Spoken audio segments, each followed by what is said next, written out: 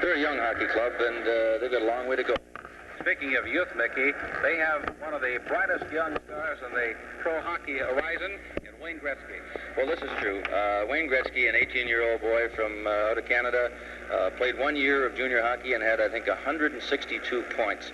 Real offensive hockey player. He's not a big fella, just 5'10" and 165 pounds, but very, very smart with a puck. Very good to play with as a winger. He's supposed to be a real good passer, can think very well on the ice, and this is what he gets by on, lacking in size. Talking a little bit about youth in Gretzky, but they have a veteran back that has played outstanding so far. That's Blair McDonald, and Blair was drafted in the NHL Interleague draft by the LA Kings, and they didn't really think an awful lot of him. And Edmonton did, and they made a deal to keep Blair in Edmonton, and right now he's the leading scorer with, I believe, 10 goals and 4 assists in the first 8 or 9 games. So he's playing on the right side with Gretzky, and along with Brett Callaghan, their leading line right now offensively. The Red Wings, as you know, have been having their problems. One of the guys that really has to get going is a guy with a big shot, one of the Wings defensemen. That's right. Reed Larson starting a little slow. Of course, the whole hockey club is having their problems at this point in time, but Reed does possess one of the better shots in the National Hockey League. I think he's been playing with a lack of confidence at this point in time, and the goal against Buffalo that he got, I think, a week ago, hopefully is going to get him going, because the Wings are going to need him offensively. He's got to start rushing with the puck, making those plays to his forwards and setting up the goals, and he's going to have to do some damage offensively if the Wings are going to win some games. You know, Willie Huber was set down earlier this week, and they've recalled a fellow by the name of Greg Jolly, who has been plagued by some injuries over his career, but he is back in Glen Falls after a little additional work getting himself into shape. That's true. Last year, Greg missed the whole season pretty well with the broken wrist. He went home over the summertime, thought everything was okay, but he had to come back and have it rebroken and reset again, which set him back quite a bit. But Greg is a very good offensive hockey player, starts his forwards out very well from his own zone, likes to carry the puck, can carry it very well, and I think him coming back up is definitely going to help the Red Wings in their own zone getting started to go offensively. Both teams have returned to the ice, and the start of tonight's game is just moments away. The Red Wings are 3-6-2 coming in, and Edmonton 2-6-4. Edmonton has had a pretty good power play going. They've connected on 14 of 42 attempts. That's 33 1/3%, and they've scored a lot of goals, Mickey. They have 14 goals, and that's the third best of any team in the league. They've also given up 12. Well, I think Wayne Gretzky and Brett Callaghan and Blair McDonald is their power play line. All three of these fellows are not big by stature whatsoever. None of them are 200 pounds. They're all less than 6 feet tall, but they're all very, very quick and very offensive-minded. So I think that's been their big plus on the offensive side, and I'm sure that they've been the ones that have been clicking on that Edmonton power play. In goal this evening for the Detroit Red Wings will be Jimmy Rutherford, and on the other end of the ice will be Ed Mio, the goaltender for the Edmonton Oilers. We were talking about Gretzky earlier. He's third in the WHA scoring last year. He had 110 points, including those at Indianapolis. He scored 43 goals. He had 61 assists and 104 points total for Edmonton. And he was given a lot of credit for turning the Oilers into champions after coming over from Indianapolis. He signed a 21-year contract with the Oilers, and he's just 18 years old, Mickey. That's not a bad start. Well, that's for sure, Larry. He is a young fellow, but he has already got 2 years' experience. Came out of junior, only played the 1 year in the major OHA up in Canada, and I think he had something like 160-some points, but he is very, talking with Glenn Sather this morning, the coach of the Oilers, and he was telling me that Gretzky is very, very, very smart.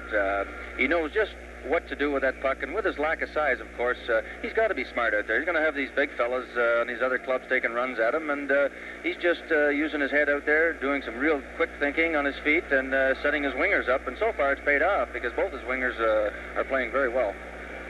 Well, the fans are standing here at Olympia Stadium in Detroit as the Oilers and the Red Wings get ready for tonight's action. Here is our national anthem.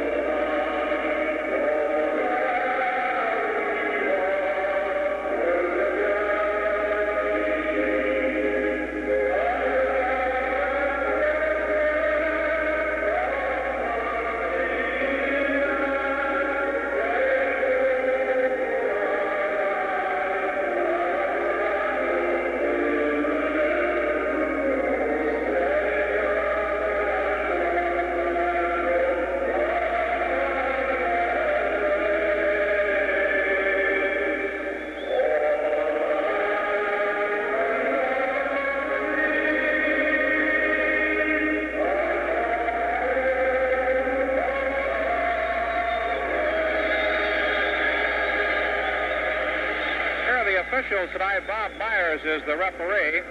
And the linesmen working tonight are Claude Bouchard. There's Claude and Gordon Grossecker. The Oilers have been plagued by injuries lately. Defenseman Al Hamilton is out for 8 to 10 weeks with a shoulder separation. Defenseman Kevin Howe didn't travel with the team due to a sprained ankle. And Kim Cameron is still sidelined with a knee injury. This is Ed Mio, the goaltender for the visiting Edmonton Oilers. He has a 4.15 goals against average in 9 games this season. And on the other end is Jimmy Rutherford, who is in front of the net with a 3.33 average in 6 games. This game is underway as the puck is shot back into the Oilers' end, chased down by Leo Fogland. Fogland throws it to the near side, gets away from Nedomansky, goes into the corner, picked up there by Popeil. He throws it to the far wing. The Red Wings trying to get it out of their own end, having a little problem, and they go to the other end of the ice. In the corner is tapped to the near side by Rutherford. Bergman shoots it out now to LeBlanc, gives it to McCourt. McCourt, right wing pass to Nedomansky, a quick shot, and picked off by Mio, and he hangs on. So we'll have the first face-off following the opening of this game, and it'll be coming up to the left of Eddie Mio.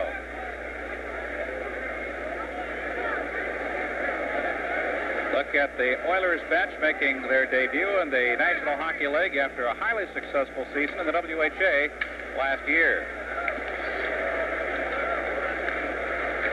Now it's brought up the ice on the right wing by the Oilers. Goes into the corner. McDonald goes in behind. He's spun around. Bouncing puck on the near side, picked up by Nedomansky. Nedomansky starts it up the middle of the ice. Takes it across his own blue line out to center. Takes it in on left wing, and the wings are offside.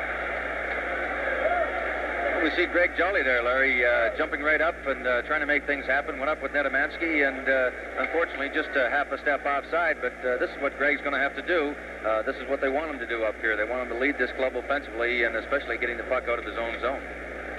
Well, we'll get our first look at Wayne Gretzky on the ice as he gets ready for the face-off with Dennis Sobchuk at center ice. It's the Oilers bench, and here's number 99, the young millionaire Wayne Gretzky. Gretzky dumps it into the wing's left corner. Knocked in behind the net, going after it. Ogabom, a shot knocked down and covered up by Jim Rutherford. So the face-off will be to Rutherford's left. Blair McDonald, who has 10 goals for the season. Had a pretty good shot on target, but Rutherford made the stop. Picks it up. Along the near side to Hogabom. Tips it ahead on the right to Sobchuk. Sobchuk into the Oilers' end. Stops and falls. Puck comes free in the corner. Picked up there by McDonough. Thrown around the far side. Cleared out to center. Intended for Gretzky. Too far for him. Goes into the corner. Picked up there by Larson. Gretzky rams him against the board. Puck is loose behind. They jam it up. It's still loose. Now the whistle sounds. And we'll have a face-off coming up to the left of Jimmy Rutherford. Got an interesting thing out here, Larry, already. Bill Hogabom usually playing center ice, playing the right side with Dennis Sobchuk at center and Paul Woods on the left side. Well, I imagine Bobby Crom is trying to make as many changes as possible to see if he can get something going offensively for the Wings. Sobchuk taking a face-off with Wayne Gretzky. To Rutherford's left, goes into the corner. Dug out by Barry Long. Long shoots to the center, gets underneath Sobchuk's stick at mid-ice, and it's cleared out to center.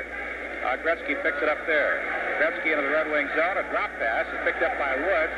Woods and Gretzky go to the corner. Larson trying to dig it out. The puck is loose, and Jimmy Rutherford covers it up. Now the whistle is sounded, and we'll have a face-off to Jimmy's right. Well, a good example right there, Larry. Why Gretzky getting so many points. The puck almost seemed to follow him around. He dropped the puck into the slot area, and there was no Edmonton Oiler to pick it up, but somebody banged it into the corner, and there was Gretzky again, almost right back on his stick. So it's the kind of thing that reminds you of Yvonne Cornway. The puck just seems to follow him around out there. Face off to the right of Rutherford, McCourt, and Stan Weir. There's no score in the hockey game. We played 1 minute and 58 seconds. Now, Polino was doing it about face, heading up the ice in anticipation of McCourt winning the draw, but got into the circle too quickly. Now the puck is picked up by John Hamel.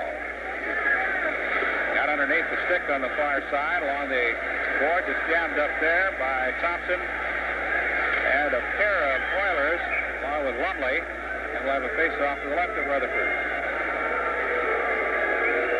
They'll play a little bit scrappy at this point, Larry. The Red Wings, of course, in dire need of a victory. Having such a slow start, they realize that they've got to get something going. And here's a look at Glenn Sather, coach of the Edmonton Oilers, first year into the NHL. Face-off to the left of Rutherford, comes to the near side. Hamel racing over after it, comes out to center ice. Foligno can't handle it. Mahovlich can't get to it. Out on the left side it comes. Lumley avoids a check by Hamel. The puck comes free. Foligno goes into the corner. Lumley is there. He's pinned by Hamel. Comes out along the near boards, picked up by Weir. Out to center ice to Mahovlich. Mahovlich working one-on-one. He lets it fly. A deflection. And it bounces in behind the net. Comes to the left side as the Oilers bring it out. Off it goes to Weir. Weir across the blue line. His pass broken up. Hunter got a shot on target, however, and Rutherford had to cover up quickly. Foligno on the near side. He leaves the puck now for Thompson. Thompson out to center ice on the right wing. Can't get through. Puck comes free. Picked up by Campbell. Out drop back to Hoagland. Out to center ice it comes. Picked up by Weir. Weir bumped off the puck by Mahovlich. Controlled by Adamansky. He circles back to his own blue line. Adamansky brings it up to the center. Tries to get in on the right wing. Loses the puck. Picked up by Savecto. And a little bit unhappy with the Red Wings' performance at this stage. Controlled now by Campbell. He's pinned against the board by Adamansky. Thrown into the Red Wing zone. Comes to the left corner. Taken by Savecto. His centering pass is steered to the near side. Picked up by Adamansky. Adamansky on right wing. Winds up. Lets it fly. It's deflected high into the seats and out of play. We've got a stoppage in play with 16:23 left in the first period. There is no score, and so far, it has been sort of disorganized play down there, Becky. Well, again, I think the Wings have got it. They are a little bit nervous. You can see it out there, and this is the type of thing that they're going to have to overcome. They're just going to have to forget about that type of thing and just get out there and get skating and make things happen. And so far, I think Edmonton does not look like they're a real good skating club. So I think if the Wings can get going, I think they could really turn it on against this Edmonton club. Well, this is the type of a team the Red Wings really must make hay against, isn't it? Well, there's no question about it. Although they're not an expansion team like the others, they are a WHA team that's been taken apart by the NHL draft. So they've got to try and get a hold of them as quickly as possible and do some damage to them. Puck comes out to center ice, picked up by Chipperfield of the Oilers. He drives it into the corner, goes in behind the net. Thrown along the near side, Nedemansky. Nedemansky with Popeil. Cleared out to center, and Chipperfield takes it there. Now along the far boards, deflected into the Red Wing zone. A shot goes wide into the left corner. Down along the left side. Semenko shot. Good save made by Rutherford. Long rebound picked up by LeBronton. Now it comes to McCourt. McCourt at center. Has it poked away. Can't get to it. So LeBronton overskates the puck. And it goes in behind. He's going to have a...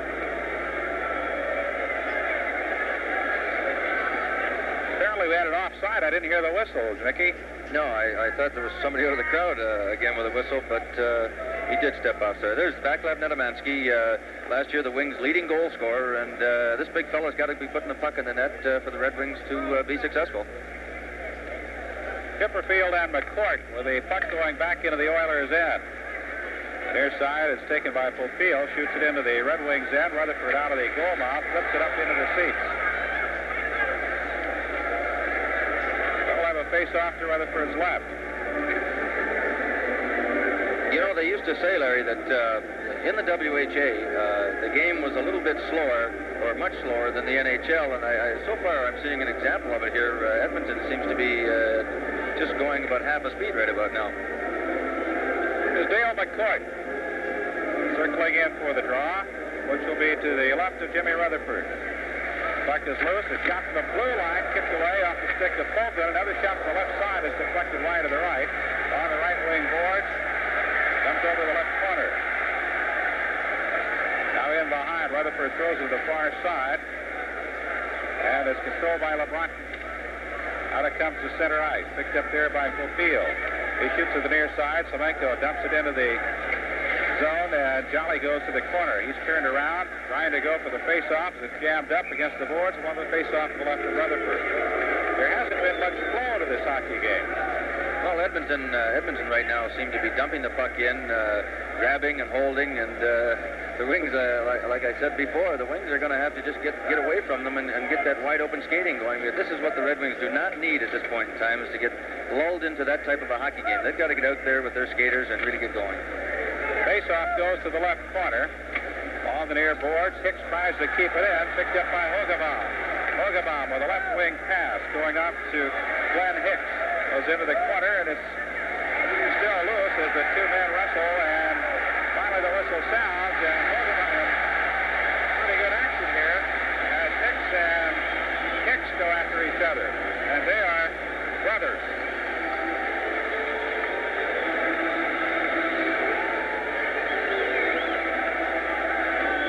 Well, it didn't take long to inspire that.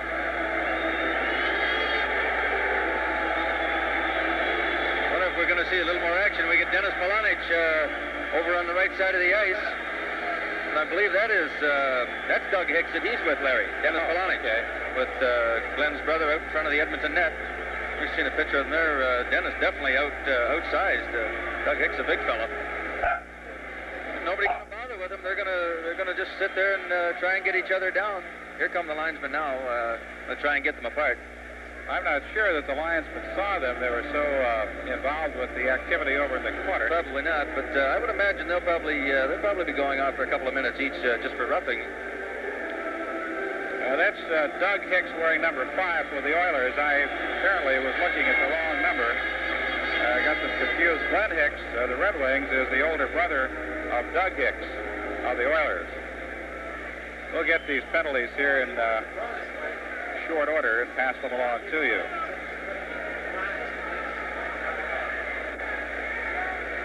Now, Hicks and Polonich, we know, will be going off for the Red Wings, and we'll have one Hicks.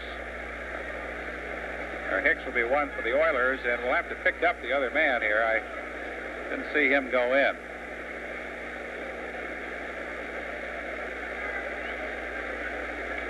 .14:52 left in the first period. There is no score, but there's been a little action in the way of tempers flaring here in this first period of play. There's a shot at Dennis Polonich. Here we're going to see how this thing all started with Glenn Hicks going into the corner. Okay, that's Siltanen. It was Siltanen, yes. He's a Finnish player. Here we see Siltanen giving Hicks a few bumps, and Hicks comes back with the elbow and almost puts an arm lock on him right around his head there, and I think that's what started the whole thing off. So the reaction by the crowd is a result of Glenn Hicks drawing 5 minutes for fighting, and everybody else got 2 minutes, I presume, for roughing. Just not too sure, Larry, now how this might be as far as manpower. The 2-minute penalties to Polonich and Hicks, of course, they'll play one man short each for those.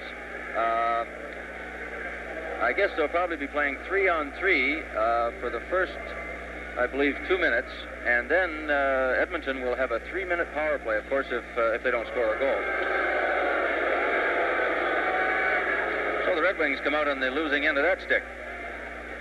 Okay, Glenn Hicks has gone off 5 minutes for fighting, and everybody else is roughing, as we mentioned, at 5:08. Hicks and Siltanen for the Oilers, and Hicks and Polonich for the Red Wings.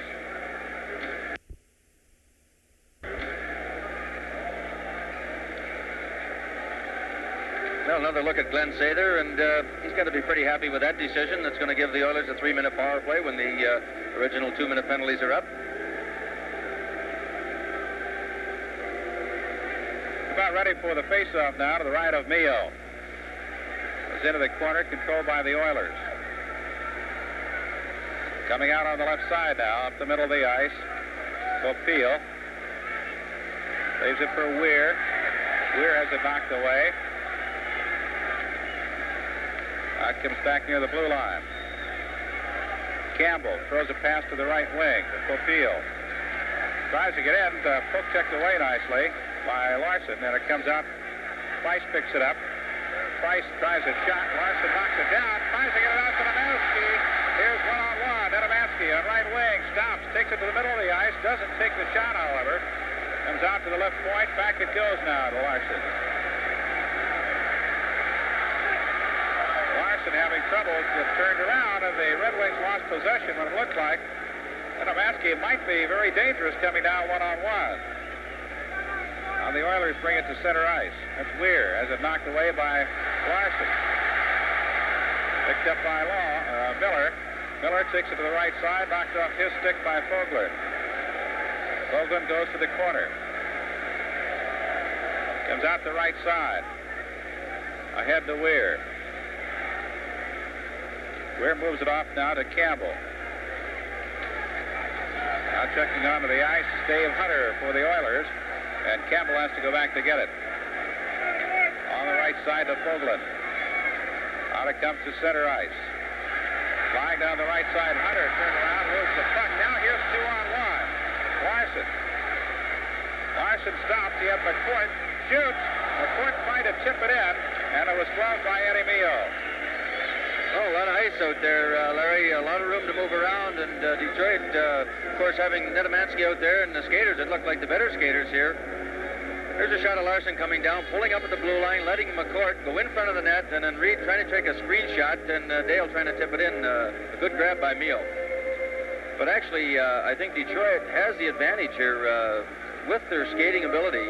They look to be skating better at this point than the Oilers do, and with all that open space out there, the better skating team should have the better opportunities on the opposing net. McDonald and McCourt. Out it comes to Bergman. Bergman back to McCourt.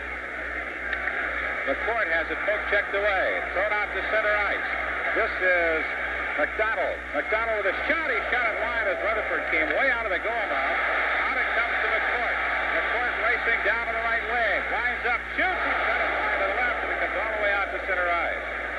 Picked up there by Jolly. Now the Oilers have the power play going. They will have 3 minutes of power play time. Skating 5 against 4.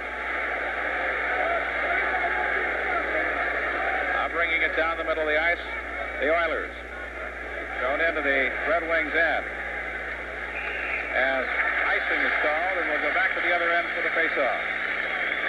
Well, a rather bad play by the Oilers here. With the man advantage, Pat Price came up over center ice.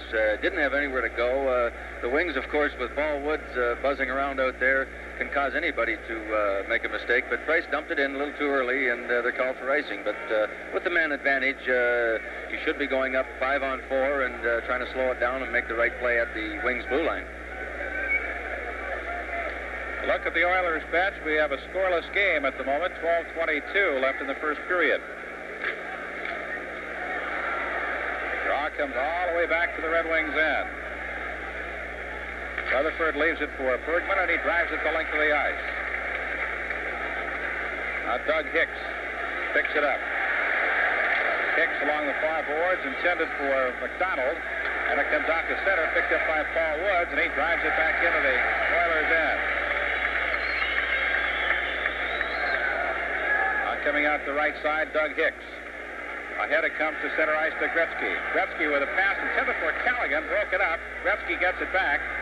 Gretzky with a centering pass, and it was spanned on by McDonald. It was wide open in the slot. Hicks keeps it in at the left point. Thrown in behind. Rutherford sweeps it to the far side, and it's cleared out by Earl Thompson. 1:41 of power play time remained for Edmonton. Mio leaves it for Doug Hicks. Hicks to the far wing to Siltanen. Brings it up the right wing to center ice. Siltanen works it, poke checked away nicely at the blue line, and the Oilers have to get back on side. This is Hicks. Hicks pass intercepted. Earl Thompson. Thompson loses the puck to McDonald, but Thompson gets it back, shoots it out to Mahovlich. 1:10 of power play time left for the Oilers. Mahovlich back in his own end. Goes into the far side to Thompson. Thompson challenged by Gretzky, and Thompson clears it out. On the Koenig, tries to get it off to Semenkin. Semenko along the near side, drops it back to Popiel. Popiel into the zone, comes to the left side, gives a pass off, and a shot by Flint goes wide. The far point winds up, shot, sails wide to the right off the stick of Hunter. Comes out along the near wing. Wood has it knocked off his stick by Chipperfield. And 30 seconds remain in the Oilers power play time. Mahovlich getting turned around. The far side by Price. Penalty to Edmonton coming up. And it might be Price going off for interference. We shall see as he and Mahovlich tied up just to the left of the slot.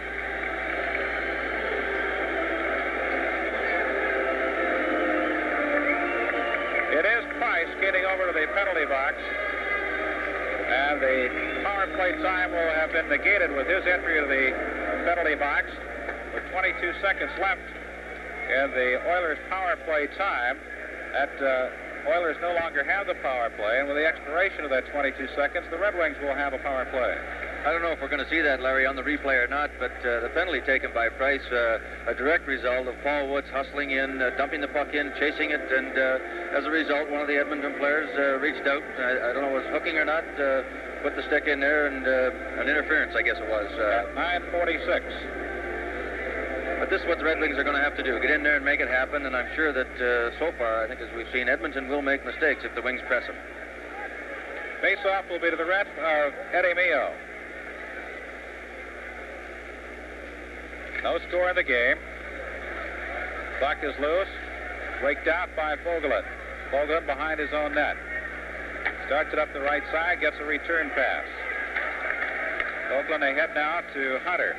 Hunter takes it in nonetheless on the right wing, but the Oilers are offside. So we'll come back out to center ice for the face-off.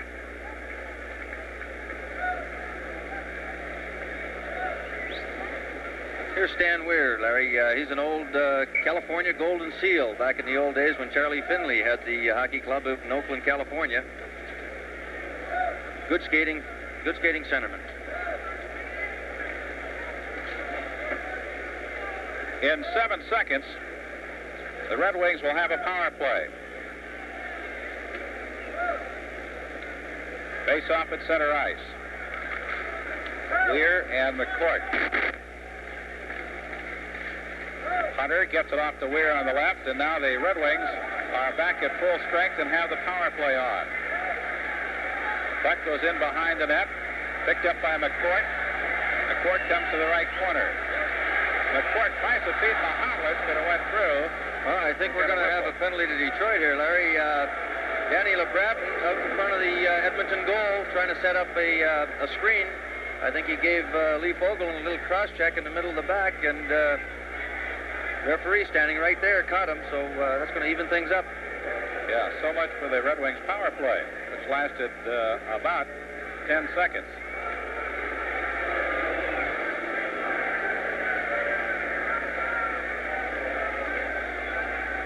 So LeBratton is gone for 2 minutes, and it'll be interference against Danny. Time of the penalty, 10:21 of the first period.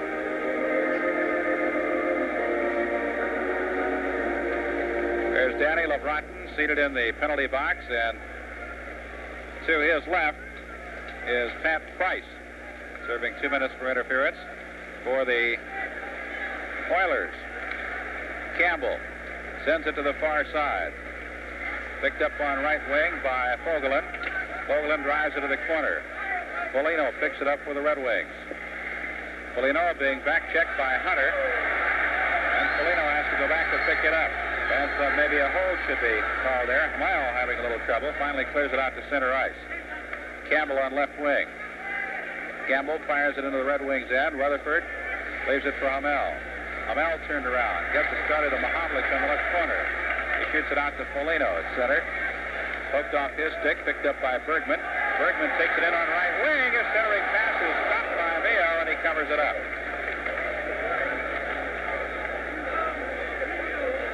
So Eddie Mio stops the Red Wing threat, and we'll have a face-off coming up to his left with 8:53 left in the first period. Mio is a graduate of Colorado College. He came to the Oilers with Gretzky and with Peter Driscoll in the purchase from the Indianapolis club when the Indy team got into dire financial straits, and ultimately the franchise disbanded. Here come the Oilers. Hicks over the right wing, and a quick shot by McDonald goes in behind the net. Gretzky feeds McDonald, gets away from him. Mahovlich picks it up, drops it back to Long. Now Long starts it up the middle of the ice. Long still with the puck, gives it to Mahovlich. Gretzky knocked it off his stick. Larson picks it up. Larson has it stolen away by Gretzky.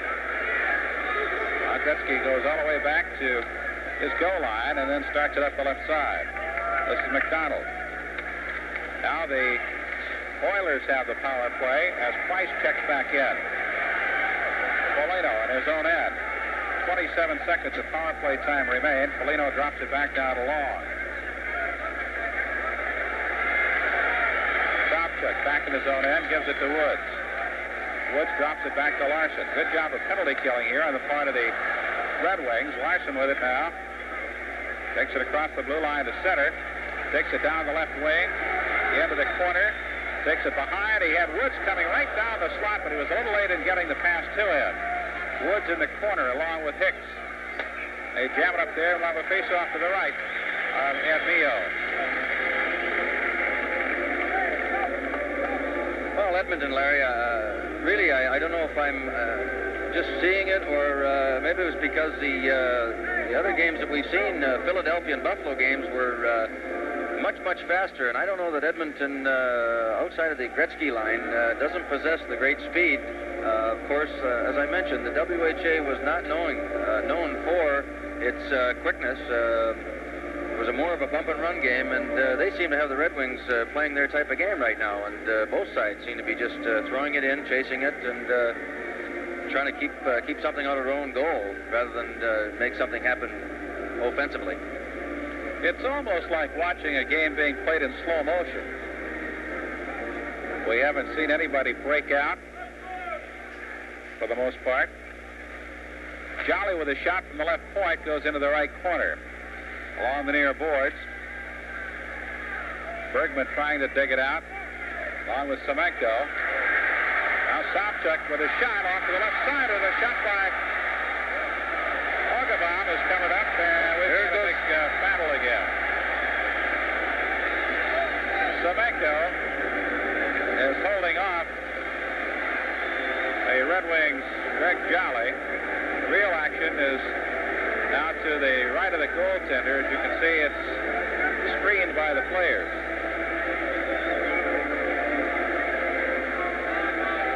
For not having played more than one game against each other, Mickey, these two teams act like they don't care for each other. Well, again, I think we got Dennis Polonich. No, it isn't Dennis. See who we got down there from the Wings. It's hard to tell with that sweater. Got the sweater over his back, and we can't see from here. It's Lee Fogelin of the Oilers that is. I'm wondering if it might be Glenn Hicks again.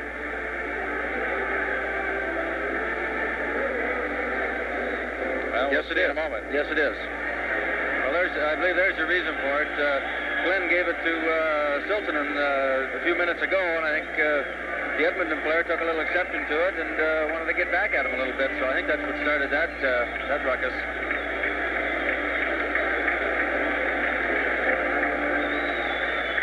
We'll take another look at how it got started here, Mickey. Well, Sobchak had the puck in the slot, and Hicks, of course, just to the side of the net, tried to bring it in front and jam it in, and a good save by Ed Mio here, almost a goal for the Wings. And this is where I think Polonich came in, took a shot at the Edmonton defenseman, and he turned around and ended up getting into it with Hicks. So actually, Polo started the action, and Glenn Hicks finished it off with Paul Popiel of Edmonton. Oh, Hicks was a little shy on here. I guess that's part of the initiation routine, isn't it, Mickey? I believe it was, Larry. I think they had a little go at it last week, and unfortunately, Glenn came out without any hair. Well, it saves a lot of time in the morning. You can comb it with a wash rag, I guess. I think I said Paul Popiel started the fighting in front, but actually him and Dennis Polonich were the two that started it, and Glenn Hicks came in for the Wings, and it was another Edmonton player that I can't see from here as of yet. in the Well, box. it's Hicks for 5 minutes for fighting. Is that right? Semenko for cross-checking, and Fogelin 5 minutes for fighting. I don't see but one Red Wing player in the penalty box, though.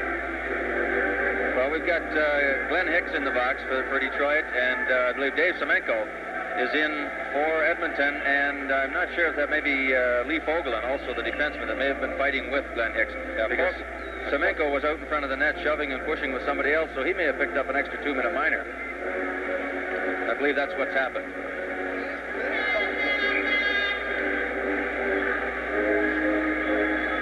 So the coincidental majors will be even, and the Wings will have the power play with the 2-minute penalty to Semenko. Puck comes out to McCourt at the left point. Goes to LeBronton. Back out it comes to McCourt. To LeBronton. To McCourt. McCourt winds up, shoots, stick save, pops up into the air, bounces, comes LeBronton. Shot just to the left. LeBronton to Mahavlich. Mahavlich tries to get it out to McCourt, knocked away on the far wing by Weir, and it comes out to center ice. That's picked up by Larson. Larson on the far side tries to clear it out. LeBronton gets it back to Larson, popped up into the air. LeBronton couldn't get away from Weir, who had his stick hung up. Now McCourt at center ice. McCourt left side to LeBronton off the boards. Danny stops, brings it out near the left point. Shoots it to Mahavlich in the corner. Mahavlich tries to steer it behind the net. He is tied up with Doug Hicks. Now they both go down. Comes along the near boards. Larson keeps it in. Goes to the right corner. Now Hicks throws along the right side. Picked up by Mahavlich. Mahavlich dropped pass to Kanabansky's shot is deflected high and against the glass down on into the right corner. Out to Larson. Larson to McCourt. McCourt with a return pass. Backhander to Kanabansky. Deflected wide, and it's cleared out to center and back into the Red Wings' end. 30 seconds left in the coincidental penalties. McCourt tries to get it to the far side, intercepted by Callaghan. Brett throws it back into the Red Wings' end. McCourt behind his own net. McCourt starts it up the left side. Ahead to Foligno. He's got Sobchak on his right wing, takes it in, leaves it for Sobchak. Didn't take the shot, takes it to the middle, shoots it off to the right side now. Goes puck on the right boards, picked up by Foligno. Foligno out front, a backhander is deflected. Thompson going in behind. Thompson out along the far wing. Goes to Jolly. Jolly drives it back in behind. Foligno to the right corner. Foligno and Callaghan. Now dug up behind on the right side by Sobchak. And it comes out to center. Both teams skating 4 aside now. Thompson picks it up. Foligno. 5 aside now. Beg your pardon. And the puck is taken by Blair McDonald. Sobchak at center ice. 4:33 left in the first period. Jolly on left wing being chased by Gretzky. Jolly gets past him, takes it into the Oilers' end, takes it to the left corner. His centering pass is knocked back to him, goes in behind. Gretzky along the near side. Kept in for a moment by Bergman, but the official said the puck got back over the blue line, and all of the Wings are offside. Well, some good chances for the Wings to get on the scoreboard, but Edmonton just seemed to get in the road. Their sticks, skates, a couple of chances the Wings had. They went to slap the puck, and rather than using the wrist shot, it gave the Edmonton players time to get something in the road to deflect the shots up wide of the net and over top of the net. So not much damage on that power play, but the Wings definitely look like they can catch this Edmonton team. Whether they are a slow skating team all the time, we don't know, but it looks like the Wings, if they can get it going, will definitely maybe catching them on an off night. But so far, they couldn't do any damage. Just shot of Bill Hogebaum now playing back at center ice after having a couple of shifts on the right side. Chipperfield is in for the faceoff, collected by Hamel at center. Miller dumps it into the Oilers zone, picked up there by the Oilers, comes out along the near boards. Newman is spun around, puck goes into the corner. Now Newman along the near boards. Polonich with him. Newman fires it out to center ice, where it's taken by Hamel. Gives it to Miller. Woods. Woods drops it back to Perry Miller, who in turn gives it to Hamel on the right. Hamel ahead underneath Hogevop's stick, and it's picked up by Siltanen. Driven back into the Red Wings' end. Hogevop goes to the corner along with Newman. Goes to the far boards and shot back in behind the Red Wings' net. Out to Polonich misses it. Hicks keeps it in at the left point. Miller goes to the far side. Woods bumped off the puck by Chipperfield. Now it's picked up by Hogeboom. Ahead it comes to Polonich. Polonich to Woods. Woods kicks it ahead with a skate, takes it into the Oilers' zone, and flips it into the left corner. Hicks went flying into the goalpost on the right side, but he's okay as the puck comes out to center ice. 3:07 left in the first period. Hamel on the left side to LeBronton.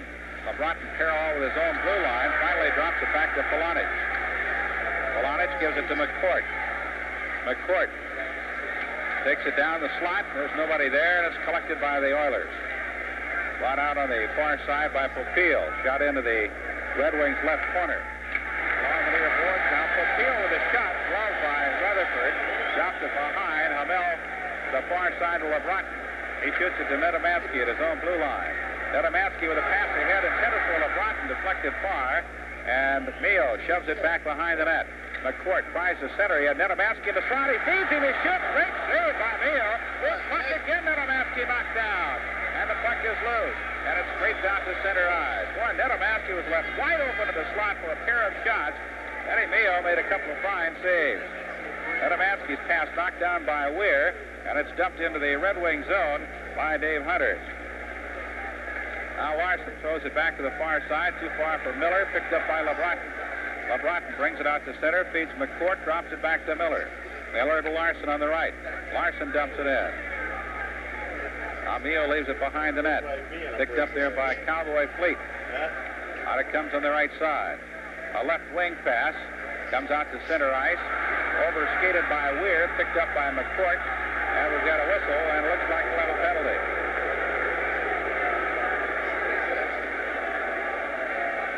Now the penalty box is open for Reed Larson, who steps in for 2 minutes for a holding.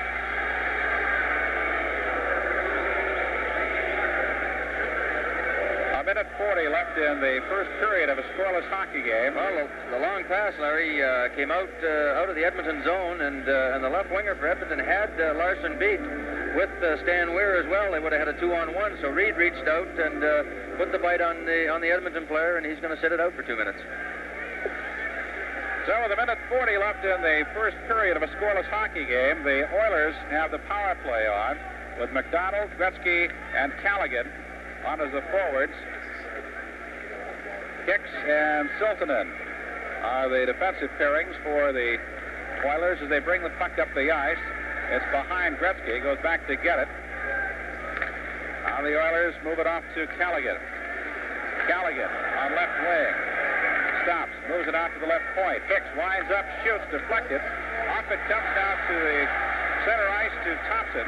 Thompson into the Oilers zone. Banged into the boards by Doug Hicks. Into the right corner, Mahovlich. Mahovlich trying to tie it up. It's dug out finally by Brett Callaghan. 1 minute left in the first period. Loose puck at center, picked up by Barry Long of the Red Wings, and he fires it up the ice. Mio leaves it for Siltanen. Siltanen behind his own net, starts it up the ice. It's McDonald. Off to McConan. Band on over on the far side, and finally Wood picks it up.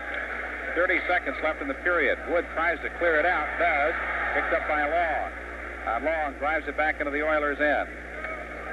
Mio leaves it there for Doug Hicks. Hicks comes out the left side. Gives it to McConan. Now it comes to McDonald. McDonald ahead to Gretzky. Gretzky in the slot has it knocked away. McCourt tries to clear. Hicks keeps it in. Bergman now does clear for the Red Wings with 6 seconds left in the first period. And that is the end of the first period of play. 20 minutes of hockey here at Olympia Stadium with the Detroit Red Wings and the Edmonton Oilers all tied up. There is no score after 20 minutes. Well, there wasn't any scoring, but there was a lot of action, and most of it led directly to the penalty box in that first period. Hicks and Siltanen went off at 5:08 of the first period. Hicks 5 minutes for fighting, Siltanen 2 minutes for roughing. There's the Detroit Red Wings. Mickey Redmond is now standing by with a very special guest, Larry Gordon, the general manager of these Oilers. So, Mickey, we're going to send it down to you. Mick? Larry, what are a general manager's first thoughts coming out of the WHA, coming into the NHL? Well, certainly, I think it was good for the game, the merger. But I think, a lot of people tend to forget that Edmonton was a great city in the WHA and has always had a history of hockey. Last year, for example, we averaged 11,500 there paid. And I don't think it was quite as big a transition for us as it has been for maybe some of the other entering teams. As far as competition, Larry, the WHA, I think people have been inclined to say that it was a slower league, a lot of dumping it in, chasing the puck. So far, in your 8 or 10 games that you've had in the NHL, have you noticed much difference? Not really. I think the major difference is that it's a lot heavier hitting in the NHL than it was in the WHA. But I think, there's a lot maybe clutching and grabbing, and the body work here is a lot heavier. But I think as far as the talent goes, virtually we have the same talent. In fact, some of the guys that have come over from the WHA, I think, are proving a point. Terry Ruskowski was named captain of Chicago today, and Paul Schmier is the captain of Minnesota North Stars. And quite a few of the guys are making a name for themselves in this league. And believe me, guys like Cloutier from Quebec and Gretzky from our club, they'll be here when the final bell comes because they're great hockey players. A lot of, again, so-called critics are speaking of the high goal scorers, the high point producers in the WHA, that they won't do it in the NHL. I know that whether it be WHA, NHL, wherever you're playing hockey, anybody that scores 45 goals, 50 goals, or 150 points is a darn good hockey player. And do you think that there will be a lot of fellas from the WHA, or just the elite few that will also excel in the NHL? Well, I think like in the NHL, you have probably 10 or 15 players that are key players and superstars in their own right. And I refer to guys like Gretzky. McDonald on our club, for example, has 10 goals now. And, I think he's in the top 5 as far as goal scorers in the NHL. He's always been a goal scorer and will continue to be so. I think Cloutier and Tardif and guys like that from the Nordiques, they'll be great hockey players in the NHL. What's your first impressions here, Larry, tonight, the first period? Still a 0-0 hockey game, and Edmonton right in it along with the Wings. Well, Glenn Sather has been on the guys to come out and play a little more aggressive, and I think we saw that here in the first period. I think both teams are kind of in a slump right now, and I think maybe this is one way to get them going, coming out and playing the body and being aggressive. And I just hope that we can come out of here with 2 points tonight, because our club certainly needs the 2 points. Larry, the interleague draft back in the summertime, a lot of players were, the rights were owned by the NHL teams. How badly were the Edmonton Oilers hurt by that interleague draft? Well, surprisingly, you read in the press that Winnipeg was hurt worse than any of the entering teams, but the fact of the matter is, Mickey, that they lost 7 players. We lost 14. In fact, our whole defensive core from last year, Paul Schmier was taken by Minnesota. John Hughes was taken by Vancouver. Dave Langevin was taken by the Islanders. The young Finnish boy that's playing for us tonight, Risto Siltman, was taken by St. Louis, and we had to trade to get him back. So virtually 4 of the 6 defensemen that we had last year, we lost in the expansion draft. And, when it comes down to 2 and 2, protecting 2 skaters and 2 goaltenders, it's very difficult. And in our case, one of the 2 skaters that we did protect, we lost later from a ruling by John Ziegler.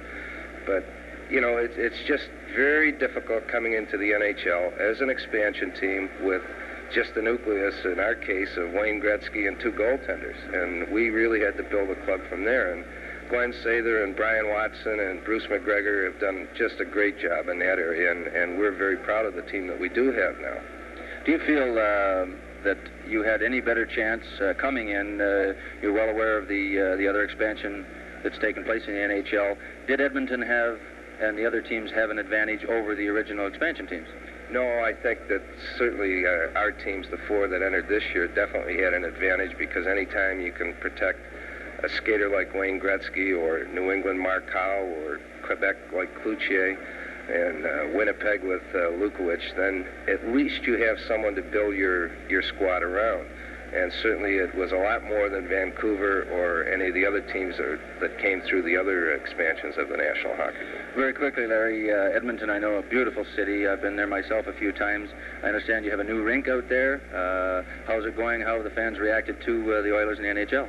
Well, Mickey, it's a city of roughly 600,000 people, and 1 out of every 29 people has a season ticket to our game, and that includes infants. I mean, our building seats 15,248. It's completely sold out in season seats, and every night all we have is 175 standing room tickets for sale, so it's great. We're just to wrap it up here now. Very quickly, Wayne Gretzky, what does he mean to the Edmonton Oilers? He is our franchise. I think that's the simplest answer. Okay, thanks very much, Larry Gordon. Let's go back upstairs to Larry Osterman. Okay, Mickey, thank you very much, and thanks to you too, Larry Gordon. We have a scoreless hockey game after 1 period of play here at Olympia. The Edmonton Oilers are returning to the ice now, and the Red Wings will be back pronto as we get ready for the second period of play. There really weren't that many highlights in the first period that we could show you. There were a lot of penalties, but nothing in the way of goal scoring.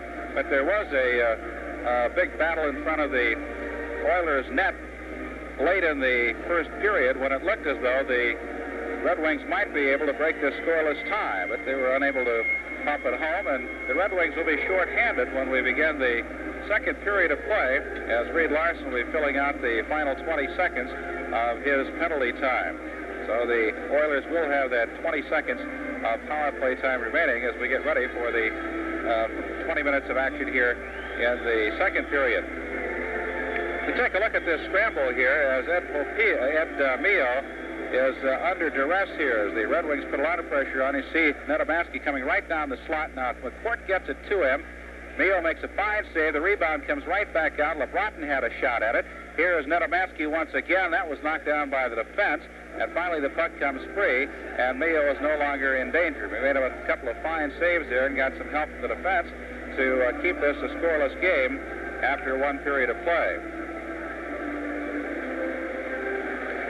There were 37 minutes of penalty time in the first period, and they came in bunches.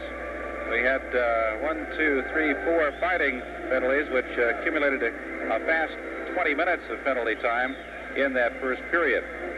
Around the league, Los Angeles and the Rangers are scoreless after 1. Montreal leads Pittsburgh 1-0 after 1 period of play.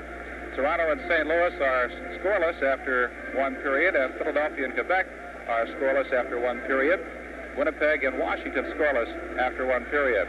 The shots on goal show Detroit with 8 and Edmonton with 5. We're about ready to go in the second period of play. It'll be Ron Chipperfield to take the face-off with Dale McCourt. A scoreless hockey game at Olympia.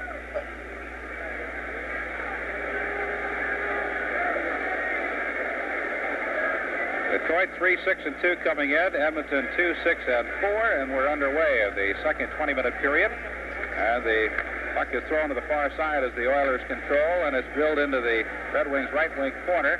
It's swept to the far side now. Semenko picks it up, comes over to the middle of the ice now, and is cleared out by the Red Wings' Barry Long. Puck shot to center, knocked away by Long, and it goes back into the Oilers' end. Hicks goes behind his own net to take it off the stick of Mio. Out it comes on the far side. Loose puck picked up by McCourt, keeps it in momentarily, and then it's knocked off his stick by Semenko, and the Red Wings were offside. Now the faceoff will come up at center ice.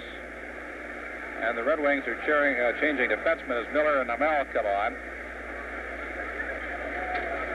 The forwards stay intact. Chipperfield and McCourt.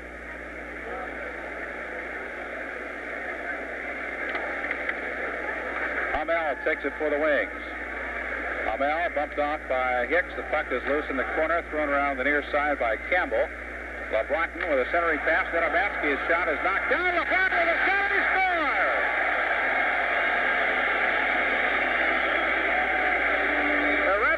take a 1-0 lead as the Nedomansky shot was knocked down. A loose puck on the right of Eddie Mio, and here's another look at it. And LeBron came zooming in and shot it high inside the far post, and the Red Wings take a 1-0 lead.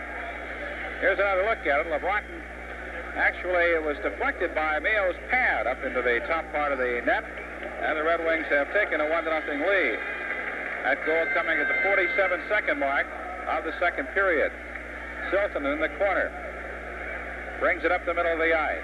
Across his own blue line, skates past McCourt, takes it on the right wing, a shot is wide to the left. And out the left point, Hicks goes to the left corner. A centering pass is cleared by Miller to the far wing. Nedomansky brings it up on the right side. Nedomansky goes past Hicks. Nedomansky, the shot is wide to the left. Out to Miller at the left point. His shot is turned away by Mio. Hicks goes to the far boards with McCourt. McCourt with the puck. McCourt gives a pass to LeBron. The shot blocked by Mio. And Mio turns it behind the net. Taken by Siltanen. Out along the far boards, kept in by Hamel. Hamel over to the right corner, Nedomansky. Nedomansky, LeBron, shot! Well, the Red Wings really working hard for two quick goals here in the early part of the second period. And lead it by a score of 2-0.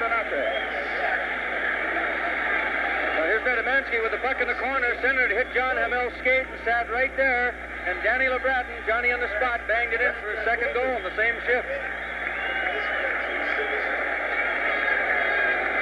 Oh, yeah, Glazer released by LeBratton his fourth and fifth goals of the season. And the Red Wings lead it 2-0. Well, sometimes that's the way it happens, Larry. Get out there, you have a good shift, and that darn puck just seems to follow you around. And that was the case with Danny LeBratton there. That thing was just laying loose in the slot, and Ed Mio, no chance whatsoever on the shot. Nedomansky getting the only assist on the first goal. Nedomansky and Hamel on the second goal by LeBratton. Goals coming at 47 seconds and 1:40 of the second period. Miller takes the puck. Shoots it between Vaughn's legs, goes in behind, picked up by Woods. Woods throws it to the far side. A centering pass. He had Hogebaum there, but he couldn't get a full stick. Here's Miller. The shot!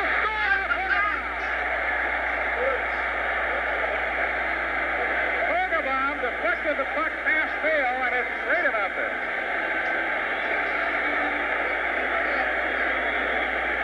Things really starting to happen here. Hogebaum just misses the first pass out in front. The shot from the point, and Hoagie parked right in front of Mio, redirects the puck between his legs and into the far corner.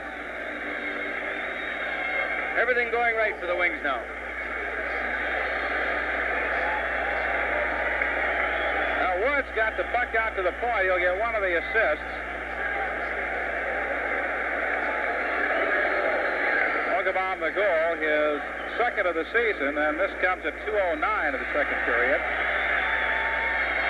to give the Wings a 3-0 lead. And Miller and Woods will get the assist on the goal by Hogebaum. Well, I think it was a matter of time, Larry. Edmonton not moving too well in the first period, and the Wings come out flying, and bang, bang, bang, they get a 3-0 lead. And this is really what they've needed all along. I'm sure they'd like to pour it on and get a bunch more, but of course, Edmonton not too happy the way things are going right now. Well, sometimes when things go good, they go really good, and when they go bad, they go awful. And that's the state that the Oilers find themselves in right now. They were playing a scoreless hockey game against the Red Wings, and suddenly a quick goal, and then a goal that was really well earned by the Red Wings. The second goal by LeBratton, with Nedomansky doing a fine job in the corner after getting a puck from Hamel, and then Miller doing a good job along the boards, and Hogebaum being in the right place at the right time. And Rutherford has a 3-0 lead right now. At center ice, it's picked up by Sobchak, by Jolly, takes it back to his own end. Sobchak gives it back now to Jolly. And it's cleared out to center ice. Goes into the Oilers' end, and icing is called as Campbell wins the race to the puck, and we go back to the Red Wing end for the opening of the upcoming faceoff. Timmy Rutherford in goal for the Red Wings this evening. Stopped 5 shots in the first period. He has 14 shutouts in his career, one of which was earlier this season, game televised on TV, as the Red Wings beat the Buffalo Sabres here at Olympia. Stan Weir is in for the faceoff with Dennis Sobchuk.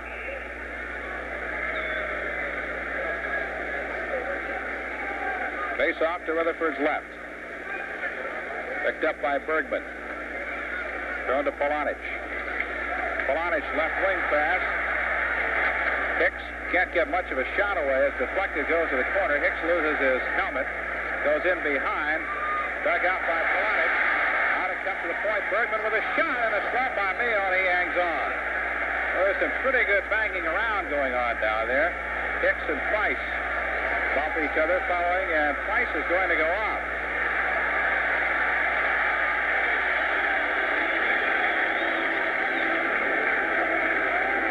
Price will be going off for the Edmonton Oilers. He still has a few words for Dennis Polonich. And it'll be a high stick. Price leaves for 2 minutes. Well, you know, Price not known as a real tough guy or a fighting guy when he was with the New York Islanders, but he's a big boy. He's a good 6'3" or 4" and well over 200 pounds. So he's trying to throw his weight around out there in the Oiler defense. 5 years ago, they called him the best young defenseman in Canadian junior hockey. We're talking about him playing with the Islanders. He played 55 games for New York last season, and he was acquired in the expansion draft. Price at the 2:54 mark, off for 2 minutes. He's just a young fellow, Larry. He came up like Gretzky, very, very young, drafted before his junior time was up, and spent some time with the Islanders and played very well with them. Wings on the power play now, leading 3-0 early in the second period. Out it comes to McCourt, winds up, shoots, and save made by Mio. It comes to the corner. McCourt keeps it in at the left point. Now it's cleared out by Doug Hicks. Rutherford tosses it to the far boards, taken by Foligno. Foligno circles back in his own end. Comes up met at the blue line by Weir. Now it comes to Mahovlich, poked off his stick. Thompson moves it off now to Larson, who fires it into Foligno, who in turn moves it on deep into the Oilers zone in the corner. Mahovlich and Thompson. McCourt trying to rake it out. Now it comes to Mahovlich. Mahovlich tried to get it through to the right side of Foligno, who was camped there, deflected. Foligno picks it up, gives it to McCourt. He's open, lets one fly. A pant save made by Fio. Now on the near boards, McCourt again keeps it at the left point. Gives it to the right side. Foligno shoots. Just wide of the left. Out it comes along the near boards, and Weir shoots it out to center ice. Picked up by Campbell. Campbell loses the puck at the blue line, and Mahovlich has it for the Red Wings. Mahovlich ahead on the right to Larson. Larson has it poked off his stick by Doug Hicks. Larson goes to the corner, gets it out to McCourt. McCourt doesn't take it, now moves in close, gets a shot away. Rebound comes out, and it's picked up by the Oilers. Callaghan clears it out to center. Larson back to Mahovlich. Mahovlich roaring. Mahovlich gets it through left side, a shot at a pant save made by Mio. Out it comes. Foligno keeps it in. Foligno off to the right side. Larson tries to get it to Mahovlich. Bounces under his skate. A centering pass. Mahovlich fanned on the pass. And it's covered up now by Hicks for a moment. And it comes to the far side. And it's taken there by Brett Callaghan. Callaghan into the Red Wings' end. Power play time has expired, but the Red Wings had a lot of cracks at him. Off to the left it comes. LeBronton has it knocked away. Now it comes out along the left boards. Miller keeps it in, launches one. It's wide to the left. Adamansky goes to the far corner. Out to Larson at the right point. Winds up, drives it to the left corner. On the near boards now. Picked up by McDonald, cleared out to center. Miller, right side to Larson. Larson dumps it back into the Oilers' left corner. Picked up there by McDonald. And the Wings change on the fly now with Woods, Miller, and Hamel coming on. Buck at center ice. Hamel bumps him off the puck. Comes to Sobchuk with a shot. Glove save at the last moment by Eddie Mio. Oh, he really let that one fly, and Mio just rammed it before it hit the net. Now we see some real good hustling here by Dennis Sobchuk. Here's the puck stolen at center ice by John Hamill. Throws it ahead to Sobchuk. Takes it over the left side and lets it go. Good glove save by Mio. I think he surprised him on the shot a little bit. He didn't expect him to shoot it from so far out. Broughton and Nenomansky, following that flurry at the start of the second period, now have 12 points each. They're tied for the Red Wings team lead in scoring. Got a gouge in the ice in front of Mayo, and we have a little delay in the game while that is repaired. Red Wings look entirely different here in the second period than we saw in the first 20 minutes. Well, I think speaking with Larry Gordon, Larry, he didn't seem to think that the WHA was that much slower, so it's possible the Wings are catching them, Edmonton on a slow night. Good save by Mayo on Hicks' shot. The rebound is covered up. Red Wings are really swarming around the Oilers' net here in the second period of play. See a shot of this one off the faceoff. You see the scramble in front. Mio being screened by quite a few people. The puck bounced off Billy Hogabaum and back to Mio. Out of comes to center ice. Hamel racing down the left wing with Semenko. Comes to the left side of Miller. Out to center ice. And Hicks is bumped off the puck. Semenko, the Oilers, dumps it back to his own zone to Fogelin on the right. Fogelin shoots it up the ice, broken up by Polonic momentarily, but driven into the Red Wings end by Semenko. Chipperfield in the corner. Now thrown to the far side. Hogabaum picks it up there, shoots it up the ice to Hicks. Hicks bumped away by Fogelin. Now back on the Oilers' end. Here comes Semenko. Shoots it ahead to Chipperfield. Winds up. His shot knocked away nicely by Hamel. Hamel stretched out and got the stick down and broke it up. And the referee is dumped back to the Red Wings' end. Here comes Hicks. Over skates, picked up Hogabaum. Throws it to the far side, intended for Hicks. Hicks along the far boards. Out to Miller. Miller with a shot. And, boy, I'll tell you, Mayo has really given Hogabaum a once-over. I think they're both going to go, Larry. Meyer's going to call them both. Well, Hogabaum was in the crease, really giving Mayo some problems, and Mayo came back jabbing away at him with a stick. The Red Wings have outshot Edmonton in the second period. Listen to this, Mickey. 13-0. Well, I'll tell you, it showed. The Wings are really skating now, and as I was starting to say before, I think what's happening here, they're catching Edmonton on a bad night. Edmonton has not played well so far, and I think we commented that they looked like a slow-motion game almost out there, and they had the Wings playing their kind of game, but we're seeing the Wings going all out here, and they're just pulling away from Edmonton now. Now, Semenko will serve the 2-minute penalty charged against Ed Mayo. Let's take another look at this action in front of the net. Here's Hogabaum, as we see here, just down on the lower right-hand side, parked in front of Mio. Here he comes up with a butt into the stick across Hoagie, and Hoagie just trying to do his job in front of the crease there, but called probably for interference, and Mio for slashing, I believe. Red Wings lead it 3-0. Mio off for slashing, Hogabaum for interference. Time of the penalty is at 6:45 of the second period. Face off to Mio's right, pops straight up in the air. Controlled by the Oilers. Siltanen darts out to the right side. Ahead to McDonald. Overskates the puck. Mahavlich taps it to the far wing. Taken there by Doug Hicks. Hicks being back-checked by Mahavlich. Puck is free at center ice. And Mahavlich tries to get it off to the left wing. Broke it up. Siltanen throws it back to the left to Hicks. Hicks drives into the Red Wing end. Rutherford to the near side now to Thompson. Goes into the corner. Larson behind the net. Larson comes out to the right side, gives it to Long on the left. Long to center to Mahavlich. Mahavlich into the Oilers zone. Sticks it behind the net. Gets it out in front. Larson off to Long. Long winds up, shoots, stick save, rebound, shot by Mahavlich is wide to the left. Mahavlich in the corner. Mahavlich being checked there. And they're banging each other around pretty good. Finally, Mahavlich gives him a little chop with the right hand. That was McConan. And we've got a stoppage in play. The Rangers are leading Los Angeles 4-0 after 2 periods of play. In other National Hockey League action tonight, Montreal and Pittsburgh are tied at a goal each. Philadelphia, Quebec scoreless. Washington leading Winnipeg 2-0. Toronto and St. Louis were scoreless after one period.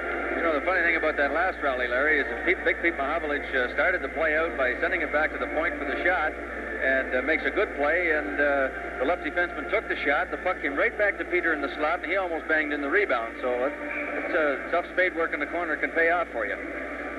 Base off to the right of Eddie Mayo. We'll have to wait for Hunter to get back outside of the circle. Puck control by Campbell goes to the corner. Bergman swats it behind. Price picks it up there for the Oilers. McCord up the ice, forechecking. Now it comes out on the right wing.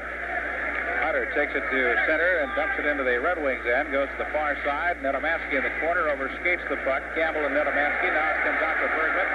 Bergman ahead on the right wing. McCord, drop pass for Nedomansky off just behind the left winger, Greg Jolly, who was coming in. Now the Red Wing end. Picked up by Nedomansky. This is 1-on-3. Nedomansky trying to stick handle past Price. Price bumps him off the puck. Goes into the corner. Price and Nedomansky go around a little bit. And it's taken by Pat Price of the Edmonton Oilers. In 2 seconds, both teams will be back at full strength. Hunter with a drop pass. Weird to the right side. Centering pass and a shot by Semenko goes into the corner. Drop back into the right corner. Both teams at full strength now. Puck in the Red Wing right wing corner along the near boards. Goes in behind Semenko. Semenko goes to the far corner, trying to get it out to the left point, but it's picked up by the Red Wings. Bill Hogebaum. Off to the right it goes. Hogebaum went right into the crease. He's behind the goaltender. And a shot. Hogebaum just can't get out of there. Mayo says, hey. He was behind the goaltender who was still in the crease. Now it's picked up on the right wing by Sobchuk. Sobchuk off to Woods. Backhander. Hit the post on the right side. Polonich and Woods. Woods playing without a stick. Tied up by Weir. The puck is still free. Now comes to the near side. Wood has to go back to the far corner to pick up his stick. Sobchuk on the left side moving in. Back to Woods. A shot. Stick save. Loose puck. Bouncing to the near side. And it's cleared up into the seats by the Oilers, who really have had a problem here. The Red Wings continue to swarm as we near the midway point of the second period. Well, Sobchuk, Woods, and Polonich all over the Edmonton goaltender, and he's got to be wondering down there where the heck where's all his players tonight in the second period so far. Do we have an Edmonton shot on goal yet, Larry? I don't recall any. It was 13-0 Red Wings. Shots on goal, you mean? Shots on goal about 2 minutes ago. That was just in the second period, of course. The score is 3-0. The Red Wings leading Edmonton at 10:08 left in the second period. 17-0 now. Detroit has shot Edmonton here in the second period.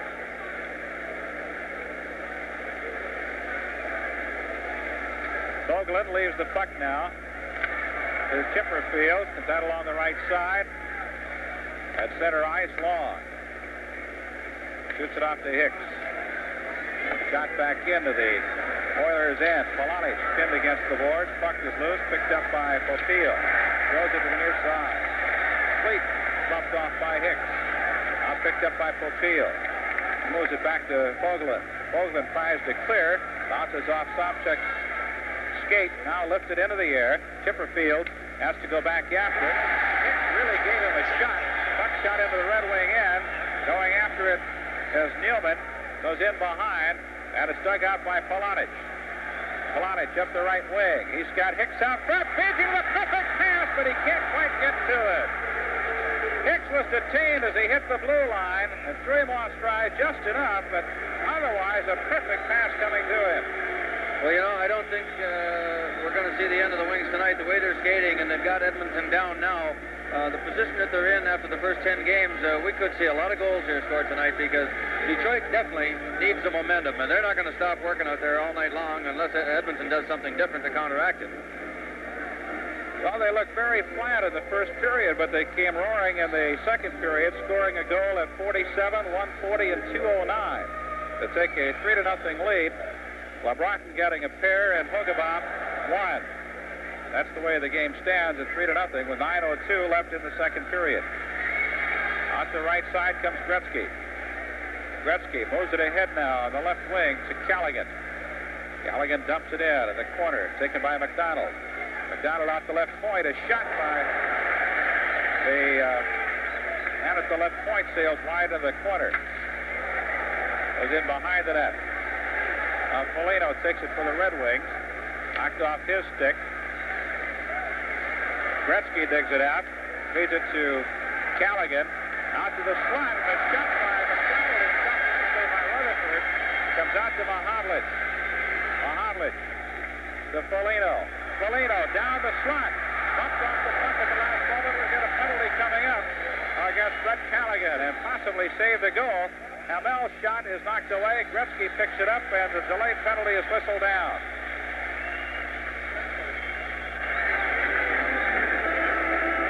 Well, it looked as though Foligno might get through.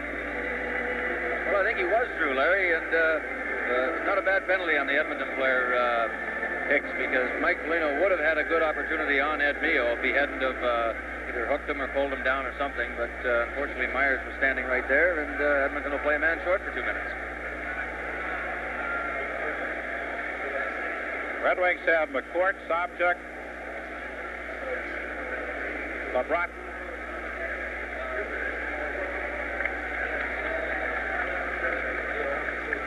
Here we see it here with Hicks hooking Foligno right over to the right side. Mike just getting set to take the shot and would have had a good opportunity, but Hicks, if you want to call it, in a good sense, a good penalty to take in that instance. It could have possibly been a 4-0 hockey game there if Mike Foligno gets the shot away. Here's the action down on the Detroit end. Gretzky, a real good play over to Blair McDonald, and this is why these guys are scoring so many points so far, and a good save by Jimmy Rutherford. That was the first shot on goal this period by Edmonton. The Wings on a power play now. Larson to McCourt. Back into the corner to LeBronton. LeBronton centering pass. Quick shot knocked down by the defense. Bouncing puck and it's cleared out by Stan Weir. And McCourt goes back to his own end. Goes it to the far side to Larson. Larson ahead to Sobchuk. Sobchuk gives it to Nedomansky. Nedomansky stops. Tries to feed it through, and it's stopped by Fogelin, and he fires it up the ice.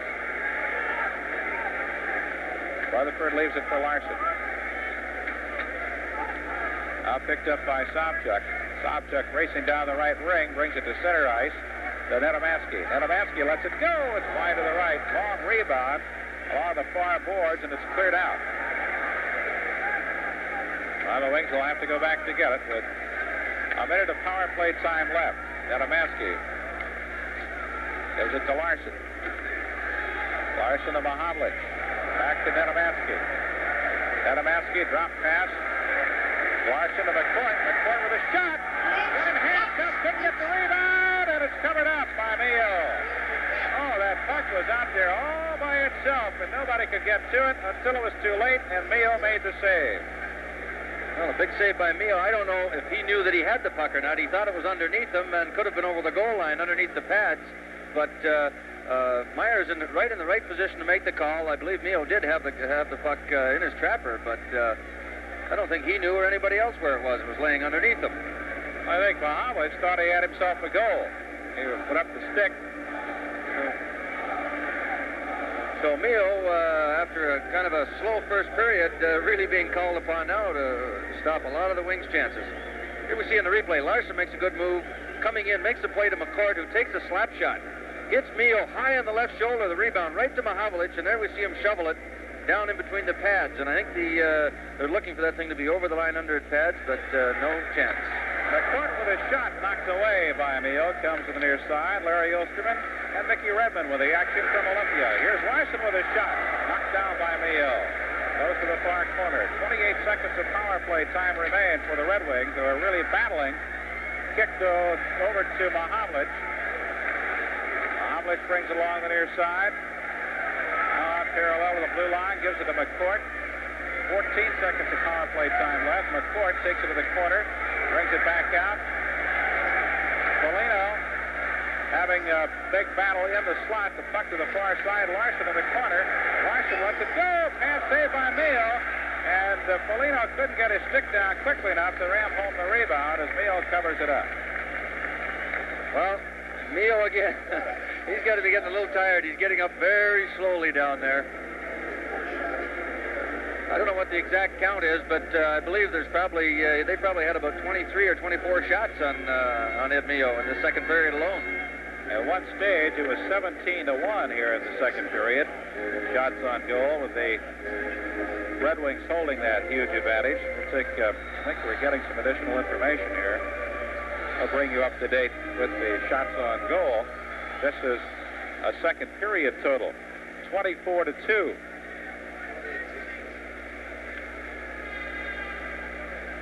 6 minutes, 8 seconds left in the second period of play. The Red Wings leading it by a score of 3-0. Well, you know, Larry, speaking with Glenn Sather this morning, he said that the Edmonton club did have to score goals to win hockey games. He said they seemed to get into the 1-0, 2-1s, and again, they came up against the New York Islanders, supposedly a powerhouse of the NHL, and they beat them 7-5.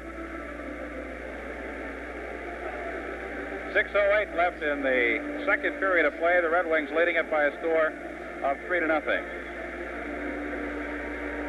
Another look at Meehl in trouble. He's hung in there exceedingly well this evening. Well, we're going to get a goaltending change here, Larry. Jimmy Rutherford coming out of the net, looks like, and Rogie Vachon going in. And I don't know if Jimmy's not feeling well or what the story would be here. Well, it's an unusual time to make a change. If Bobby Crowley had planned to make a change, we're getting a shot of Vachon there, but watching Rutherford go down into the hallway, I'm sure that Jim Rutherford must be sick. It's very, very unusual for a team to be pulling their goaltender unless something is wrong, especially when they're leading 3-0. You could see Rogie's record: 1 win, 3 losses, and a tie this season. Trying to come off a rather lackluster season a year ago. Jolly with a shot from the blue line, just deflected by Meehl. Almost got through. Now the power play time has expired. Both teams at full strength, and we'll have a face-off coming up to the left of Eddie Meehl. I don't see Rutherford down on the bench, Larry, so I'm sure that he must have been ill for them to take him out like that right in the middle of the game. Larry Osterman and Mickey Redmond live from Olympia Stadium on TV. 3-0. The Red Wings lead Edmonton as we hit the 5:58 mark remaining in the second period.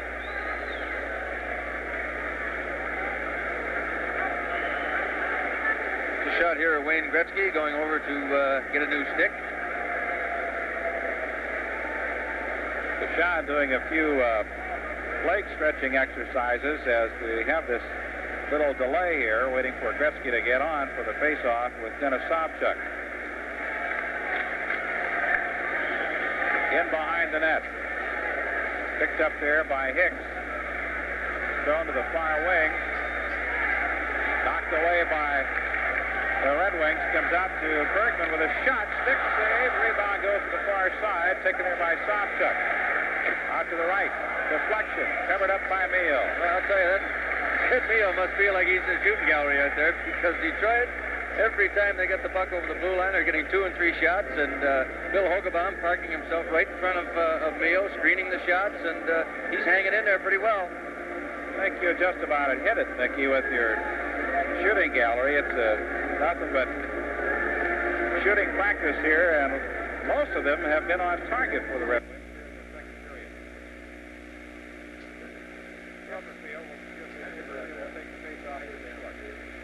As I said before, Larry, I think the Wings definitely need a game like this. Now, it's a long way from over, mind you, with 5 minutes and 37 seconds left in the second period, but the problems that they've been having, this is a good time catching Edmonton down to get some of those problems worked out. Washington leading Winnipeg 2-0 after 1 period of play. Another action round the National Hockey League. McCourt and Chipperfield with a face-off to the left of Eddie Meal. Puck goes into the corner. Nedomatsky bumps off Popeil, and it's jammed up. We'll have a face-off to the left of Eddie Meal. See Paul Popeil down there. Larry, 36-year-old defenseman, been around quite a while in the NHL before going over to the WHA. Chipperfield and McCourt goes into the corner, comes out along the far side, and it's cleared out to center ice. Now picked up on the far wing by Campbell. Campbell gets through. We may have a penalty coming up here against the Wings. A delay penalty, and it's whistled down. We'll have a holding call coming up against Perry Miller. Well, Campbell was really flying down that left wing, and Miller held him up at the blue line. So now Rogie Vachon will get a little test as the Oilers find themselves in a power play situation. Well, a very kind of a tough time for Detroit to take a penalty with Vachon just having come in, not having had any warm-up. He's going to be a little cold in there, and they're going to have to be really extra careful that something doesn't happen here. Time of the penalty is 14:41 of the second period. Miller off 2 minutes for holding. Face off to the right of Rogie Vachon. McCourt is in for the draw along with Ron Chipperfield.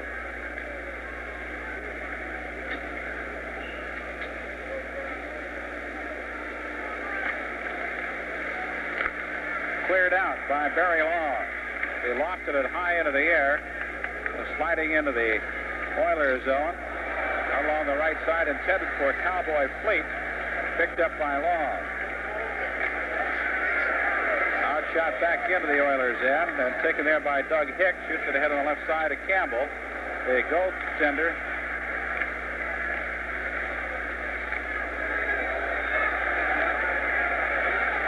Playing with a broken stick, I believe. Out it comes on the left side. Why don't you just tell me what you're trying to tell me here, Mickey? One of the key defensemen is playing with a broken stick out there, and actually it's a 2-minute penalty. I see part of the blade there. I thought that belonged to Eddie Meal, but apparently it does not. 1:07 of power play time left for the Oilers, and it's picked up by Long, and he fires at the length of the ice. Meal leaves it.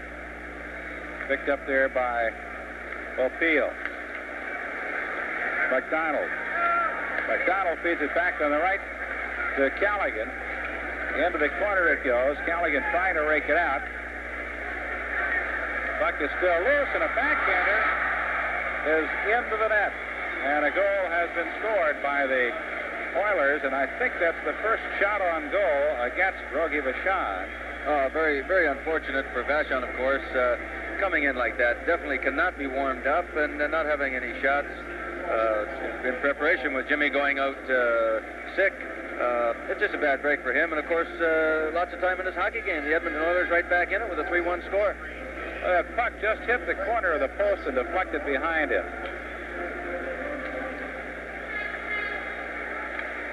Take another look at it here. The puck just hit the corner of the post to the right of Vachon and deflected in. Makes it a 3-1 hockey game.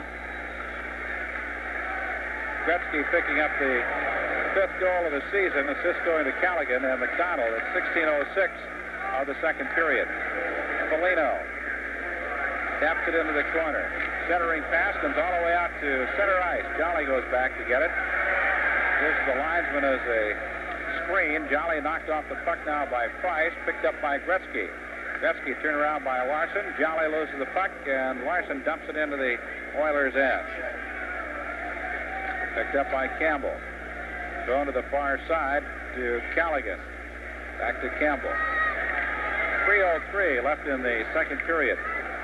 Campbell drives it across the board to the far side. Ahead to Gretzky. Gretzky coming on left wing. A shot hit the post, I believe, and came back out. It did hit the post. A blue darter to Vachon's left. We'll have a penalty coming up against the Oilers as the Red Wings. Craig Jolly is hauled down from behind. I'll tell you, Larry, on that shot that Gretzky let go, the puck seemed to be flying through the air like a knuckleball. It seemed to take a dip just before it got to Vachon, went underneath his glove, hit the goalpost, and came back out again. So a fortunate break for Rogie and the Wings, but come back to the other end, and the Edmonton defenseman pulled down Greg Jolly, and the Wings will have a power play for 2 minutes. Just received word, Mickey, that Rutherford left the game after being hit on the back of his catching hand. So apparently that injury will be checked by the Red Wings doctors. You know, Larry, what I was laughing about a little bit ago was that one of the Edmonton defensemen broke the handle of his stick about 4 inches up above the handle, and actually to play with it is a penalty. Here's that shot by Gretzky. Right by Vachon and off the goalpost. Very fortunate for the Wings. Now he hit that post dead on. Had it been just a touch to the left, it'd have been goal number 2. Larson gives it to Nedomansky. Back out to Larson. Winds up. His shot deflected. The dribbling puck by the time it got to Mio. Now LeBrotten has his stick up along with one of the Oilers, and he is semi-screened right now. I can't see exactly who it is. Price's penalty, incidentally, it came at 17-16 of the second period for hooking. Now a face-off to the left of Eddie Mio. Anytime a player plays, usually you see a stick broken, Larry, down around the blade or the heel, but anytime a player plays with a broken stick, it's a 2-minute penalty, but with the guy's hand over top of the handle, the referee couldn't see it. McCourt off to Larson. Back to Nedomansky. To Larson. Now, usually you will see the player drop the stick immediately. LeBrotten off the right side. A shot by Nedomansky is wide to the right. Comes along the left side. LeBrotten out to McCourt. McCourt winds up, gives it to LeBrotten. He tips it wide to the left. He gets it back. LeBrotten across to the right side. Nedomansky scores! The power play goal by Nedomansky, and it's 4-1. The Red Wings lead Edmonton.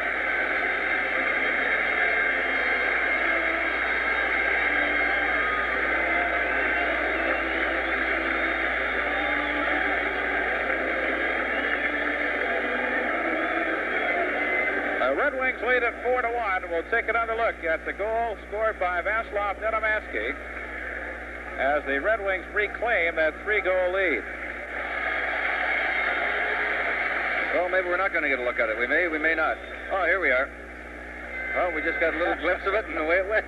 But some good passing by the Wings on the power play, and set Nedomansky up 3 on the open side to Mio. A power play goal by Nedomansky is 7th of the season. Assist going to LeBrotten and McCourt. LeBrotten has 2 goals and an assist tonight. 17:51, the time of the goal. 4-1, Red Wings lead. Hicks in the corner. Hamel. Loose puck. Long trying to get to it. Now clear to the near side by Collins. Big collision on the near boards as the puck is jammed up, and we'll have a face-off coming up to the left of Rogie Vachon. Well, we see some pushing and shoving down there. Dan Newman really knocked flying by Glenn Hicks just down in when that trouble started down in the corner. We may get a look at it again. Here's Newman running at Hicks, and Glenn ready for him, really gives him the shoulder and knocks him flying into the boards. And Newman, of course, got up a little irate and tried to get back at Glenn. Hicks playing a very, very aggressive game tonight here, Larry.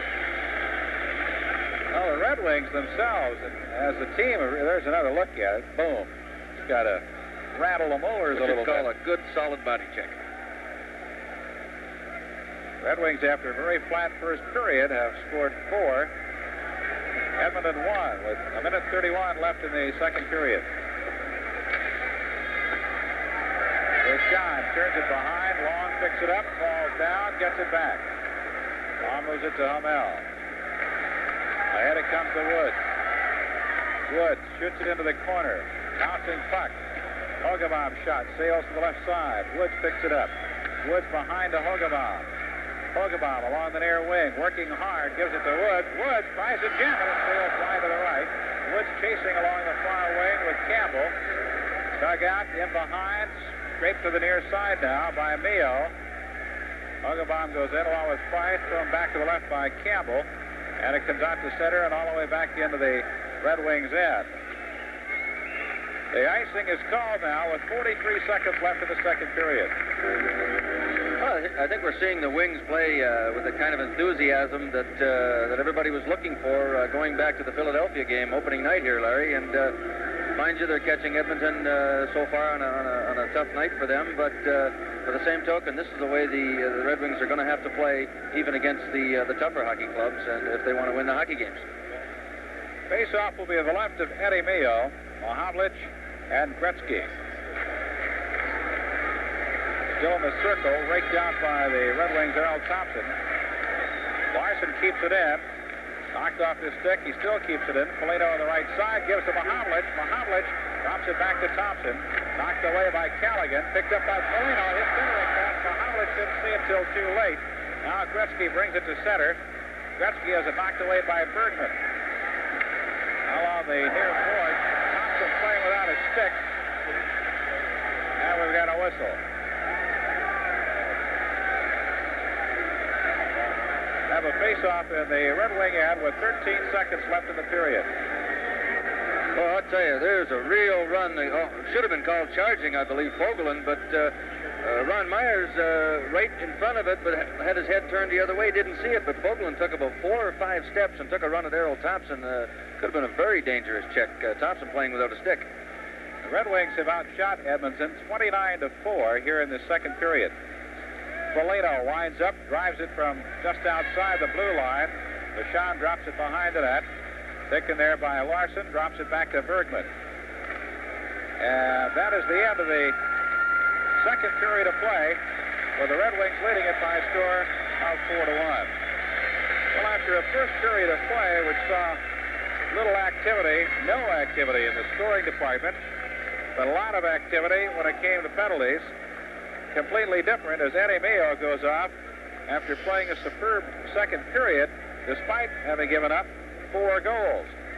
Danny LeBreton opened the scoring for the Wings at the 47-second mark of the second period, his 4th goal of the season, an assist going to Nedomansky. LeBreton collected his 2nd goal of the game, his 5th of the season at 1:40 of the second period, assist to Nedomansky and Hamel to make it 2-0. And Hogebaum turned on the red light with his 2nd goal of the season to make it 3-0 at 2:09 of the second period. Assist to Miller and Woods. Gretzky got the Oilers on the scoreboard with a goal at 16:06 of the second period, his 5th goal of the season. Assist going to Callaghan and McDonald. And the Red Wings got that one back with Vaslav Nedomansky's 7th goal of the season to make it 4-1. A power play goal at 17:51 of the second period. Assist going to LeBreton and McCourt. The penalties in the second period, Price at 2:54 for high sticking. Hogebaum went off for the Red Wings along with Mayo. Mayo going for slashing, Hogebaum for holding. The coincidentals at 6:45. Semenko served the time for Mayo. Hicks went off at 11:50 for hooking. Miller at 14:41 for holding. And Price at 17:16 for hooking. And it was while Price was in the penalty box that Nedomansky got the 4th goal for the Red Wings in the second period. So after 2 periods of play here at Olympia Stadium, the Red Wings lead Edmonton by a score of 4-1. Coming up next month, On TV is proud to present the fabulous remake of the 1939 classic. And as the Red Wings scored quickly, LeBreton driving home his 4th goal of the season at 47 seconds of the second period. And just 43 seconds later, you can see the pass coming out of the corner, out in front. And LeBreton drives home number 5 for the season, his 2nd of the night. Hogebaum then picked up the scoring pace for the Red Wings, getting a pass from out behind and come all the way out to the near side. He's camped right on the right of Mayo. The puck will come out to the point. Miller lets it fly, and Hogebaum deflects it in to make it 3-0. That came 29 seconds after LeBreton's 2nd goal. And then Gretzky turned on the light for the only time for the Oilers with the shot right here off the rebound. And the score stood at 3-1 at that point, but Nedomansky scored for the Red Wings, and it's 4-1 after the 2 periods of play. There you can see the scoring summary. Nedomansky making it 4-1 at 17:51. A power play goal in the second period. So we're about ready to go with the second period of action here at Olympia. The Red Wings with that 4-1 lead. All of the scoring coming in the second period after a scoreless first 20 minutes of action. Puck goes in behind the net. Mio leaves it there for Hicks. Comes along the left side into the Red Wings end. Comes right through the crease and is picked up there, and the icing is called. And we'll go back to the other end for the upcoming faceoff. Now the shots on goal were unbelievably in favor of the Detroit Red Wings, 29-4 in that second period, and now the Wings have outshot Edmonton 37-9 for the game. Face off the left of Ed Mio. Dale McCord is in for the draw along with Gretzky. Gretzky, an 18-year-old, signing a 21-year contract, a $1.7 million. Hicks behind his own net. Hicks starts it up the right side. Has to deflect it, but Gretzky picks it up at center ice. Gretzky into the Red Wing end. Turn to the near side, and it comes out to center of Nedomansky. Off to LeBlanc on left wing. LeBlanc goes in with McDonald. Along the right boards now. Drops it back out to McCourt. His shot sails off the glass behind. Picked up by Hicks. McCourt knocks it away, but controlled by the Oilers. Gretzky brings it to center, then takes it to the right wing as he goes into the Red Wing zone. Tries to get through, got a shot away, and Rogie Vachon makes the stop and then covers up. Gretzky really has been somewhat nullified by the Red Wings so far this evening. Youngster averaging 1.7 points per game in pro hockey. That's pretty good for a veteran. Take another look at Gretzky's move as he tried to get through, but lost his balance there as he tried to get back. He got a weak shot away. It was on target, and the shot had to cover it up. We played 59 seconds here in the final period. The Red Wings lead it by a score of 4-1. Miller out to Hogebaum. Hogebaum across left side to Woods. Here's 2-on-1. Off the right side to Sopchak. Sopchak with a shot. He lifted it high and was deflected against the glass by Mio. Kept in at the left side. Campbell with the puck. Now it comes out to center. Dumped into the Red Wing end by Lumley. Wood trying to clear it out and does. Now it comes to the left side, and it's driven back into the Red Wings end, but the Oilers were offside. We'll have a face-off at center ice. 18:27 left in this hockey game. Dave Lumley played a couple of years in the Montreal farm system before coming to the Edmonton Oilers. Sobchuk kicks it into his own end and gets it off to Miller. Miller's right wing pass goes into the corner, and we're getting an icing call against the Red Wings.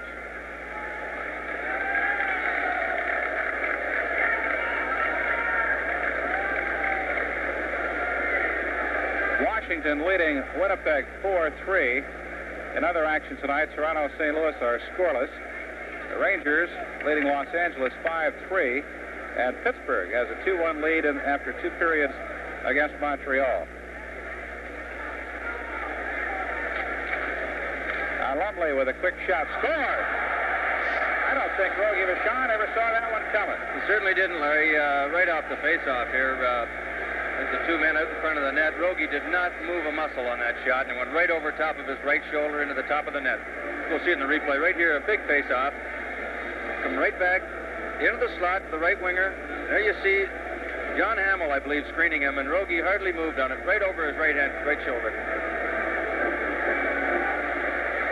You can see Hogebaum trying to get out quick enough, but the puck came right from the face-off directly back to, I believe it was it Blair McDonald? Lumley made the... Lumley. And Rogie had no chance whatsoever, did not see the shot. That's a 4-2 hockey game. The Red Wings lead has been cut to 2 goals early in the third period. Chipperfield picks it up. Mahovlich. Now loose at center. Thompson. Lumley's second goal of the season. Assist going to Hunter and Weir. Minute 47 into the third period. Long. He starts it up the left side to Thompson. Thompson tried to drive it through to Polino, popped up into the air and rolls into the Oilers' end, where it's claimed by Popeil. Out to center, Larson. Larson dumps it in. Mio has to make a save and turns it off to Mio, who throws it to the far side to Flett. Flett's been around a long time, and a lot of Edmonton fans didn't think that he'd be around this year. Got an icing call against the Oilers, and we'll go back to the other end. Well, you know, Bill Flett, Larry, played, I'm not sure exactly how many, but quite a few seasons with the Philadelphia Flyers back when they had their rough, tough Broad Street Bullies, and Bill Flett was one of the shooters on that hockey club. I don't know exactly if he ever had 45 goals. I think he did have in the high 30s or 40-some goals over in Philly, but he can really shoot the puck out there, but I don't think he's had much of a chance. We haven't seen it tonight. He had 43 goals and 31 assists for 74 points in 1973. That was his best year with the Flyers. He can really fire it. But the advancing years are catching him a little bit. I think he's 36 years old now. 4-2 the score. The Red Wings lead. Well, Flett, throughout his hockey career, has been nicknamed Cowboy, and not a better place in Edmonton to keep the cowboy boots and the cowboy hats, and I'm sure he's right at home. He is a Western boy anyway. Well, he's got that full beard. He looked pretty tough on the horse with a six-shooter, wouldn't he?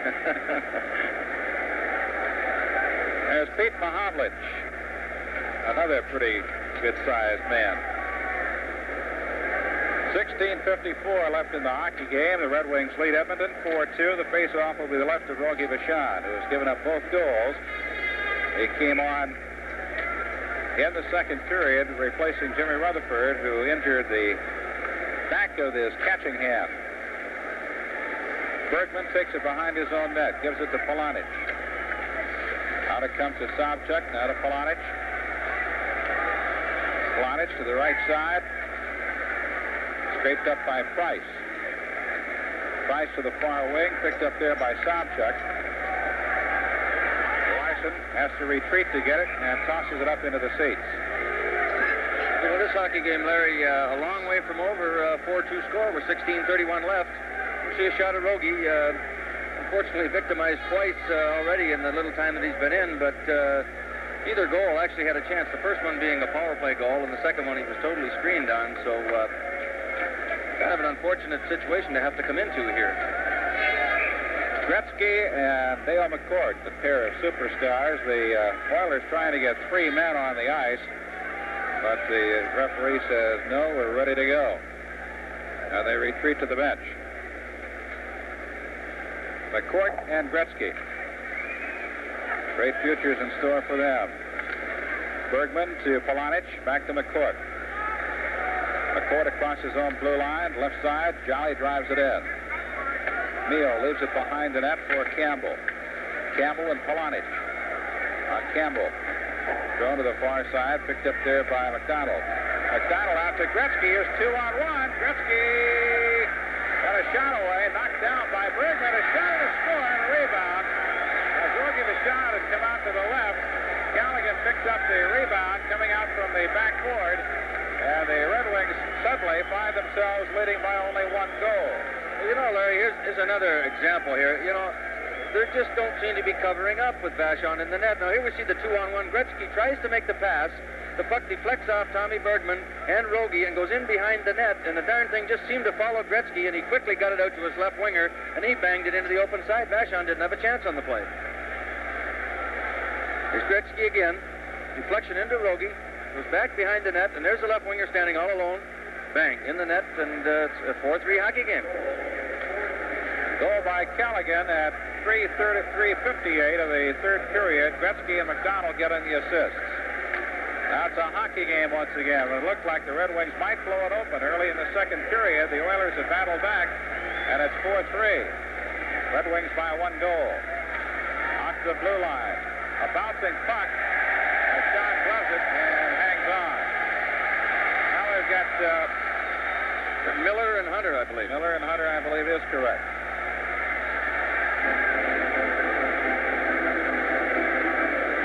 They're just kind of wrestling right now.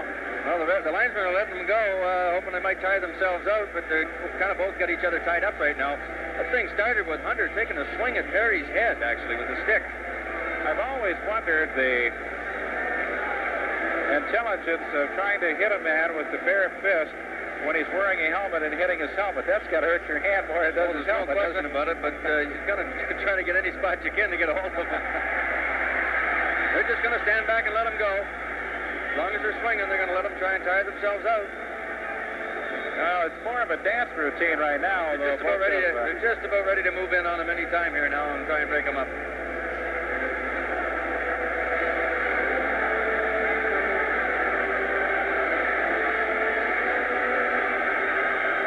There they go. I'm sure they're going to be two pretty tired fellows, all that tugging and pulling down there. It's a little bit hard on the arms. I would think so.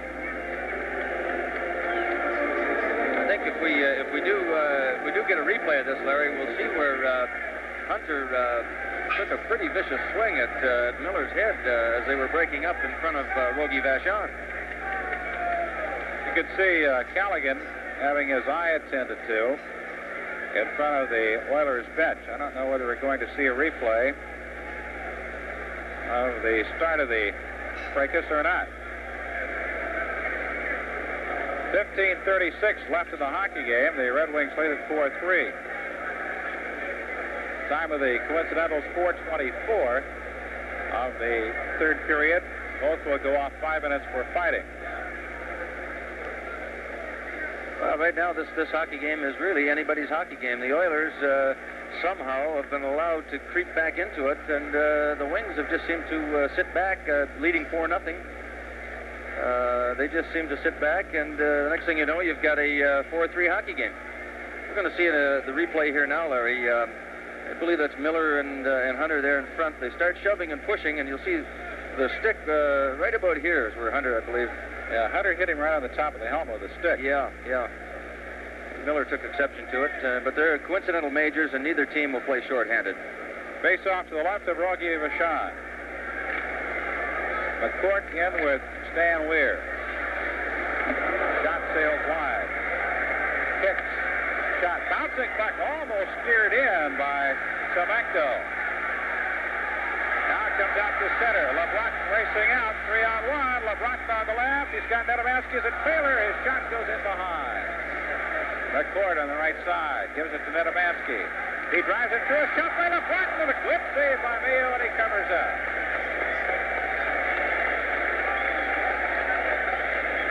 You couldn't ask for a better pass.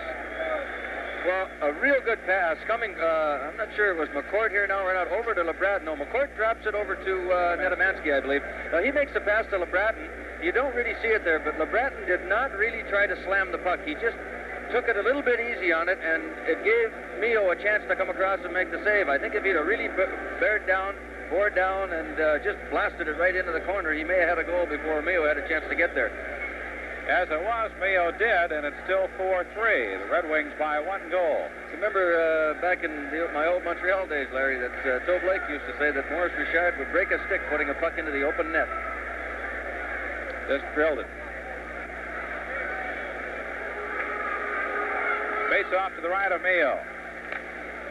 Far boards picked up by the Oilers, cleared out to center, went through Flett's legs, and picked up by Larson. We've played 5 minutes in the third period. McCourt comes to the right side. His pass is deflected. Cleared out by Long to LeBlanc on the right. He winds up. His shot sails high against the glass and comes all the way out to center ice. McCourt back to Larson. Larson had intended for LeBlanc. Knocked into the Red Wings end by Popeil. Nedomansky off to Long. Long ahead to McCourt. McCourt to LeBlanc. LeBlanc with Popeil, back to McCourt. LeBlanc centering pass comes out to Larson, winds up, shoots, stick save, and it's cleared out by Popeil. The far side, it comes to center, and Larson picks up a loose puck. Drops it back to Long. Long ahead to Foligno. Polino has it knocked away by Popeil at the blue line. And it comes on the right wing now to Chipperfield. Jolly brings it up the right. Jolly to center. Ahead to Mahavlich. Mahavlich is through. He shot. Oh, he had it pulled, and he shot it wide to the right. Polino into the corner, along with Campbell. Mahavlich trying to dig it out. He goes down along the near boards. Out it comes Gretzky, showing great ability to carry the stick in the opposite hand and maintain his balance. Vogelin drives it into the Red Wing end. Jolly takes it there. Jolly out, intended for Polino, too far for him to handle. And Campbell and Polino go behind the Oilers' net. Loose on the far side, rake behind. Campbell leaves it there for McDonald. He comes out the left side, crosses on blue line, tipped into the Red Wing end by McDonald, goes in behind. Polino picks it up on the right wing. Underneath Sobchuk's stick, pops up into the air, and the crowd, no, it didn't go into the crowd, and we got a couple of sticks going here as Bergman and Callaghan exchange sticks, now exchanging words. I believe they're both going to go off, Larry, both taking pokes at each other with the sticks, and Mr. Myers, right on the spot, is going to send them both off, I believe.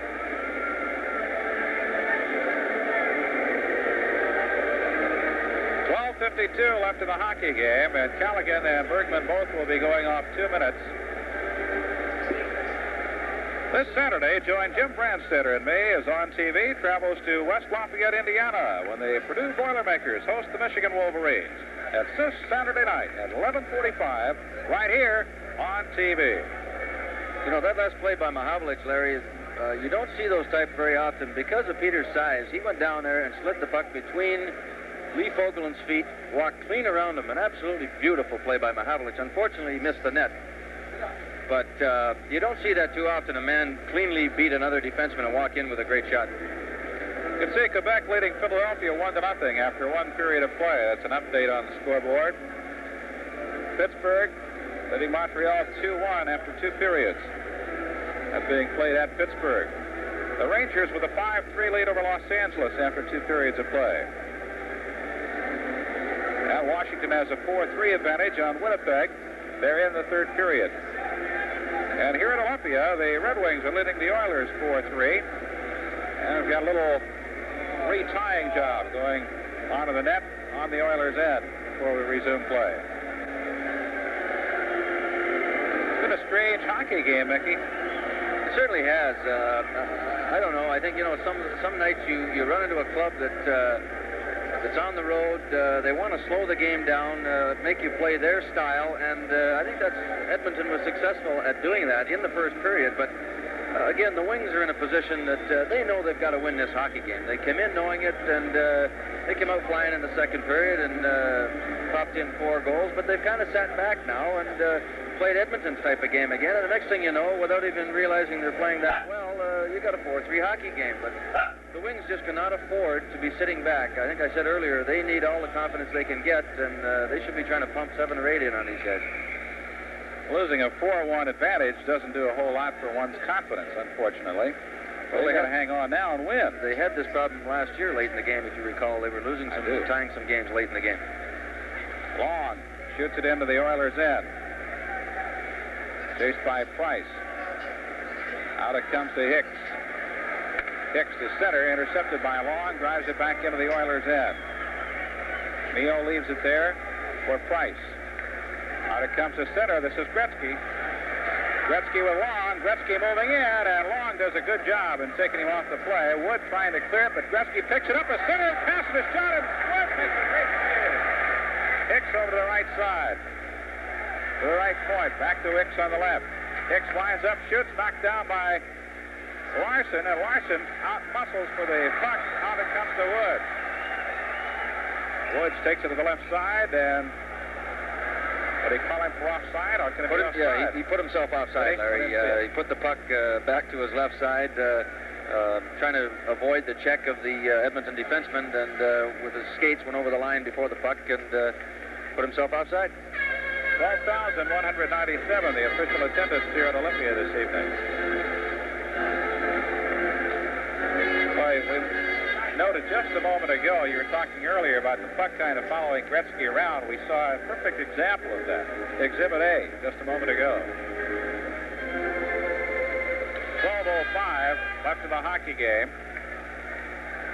Two teams playing a 4-a-side for the next minute 7. Vogelin behind his own net with McCourt. Puck is loose. Picked up by Lumley.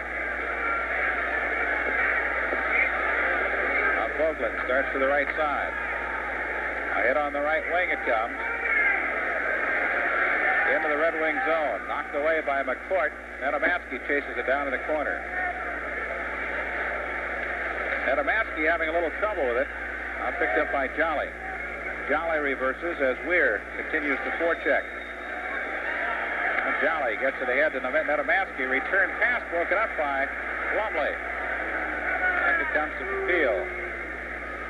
Back to Weir on the left. Weir comes to the boards along with the Red Wings' John Hamel. The puck comes loose and Weir picks it up. Weir has it knocked away by Nedomansky. Hamel. Pass is not very good, and Vogelin shoots it down the ice. Good hip check applied there by Hamel. Nedomansky at the blue line has it poked away, and he has to go back to get it as the Wings regroup to get onside. Now both teams at full strength. Nedomansky loses the puck. Hamel. Bergman drops it back now to Jolly.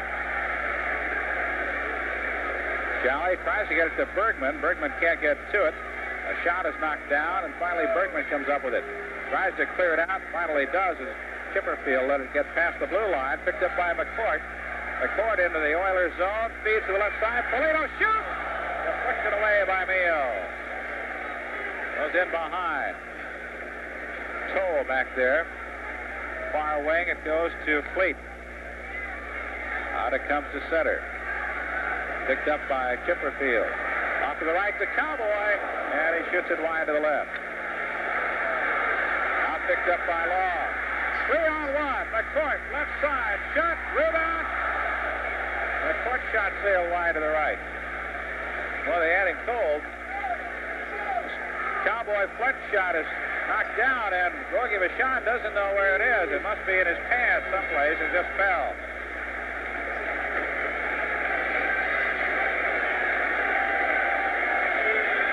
I'll tell you, a couple of good chances at each end. Bill Flett for Edmonton and Mike Foligno for the Red Wings traded scoring chances.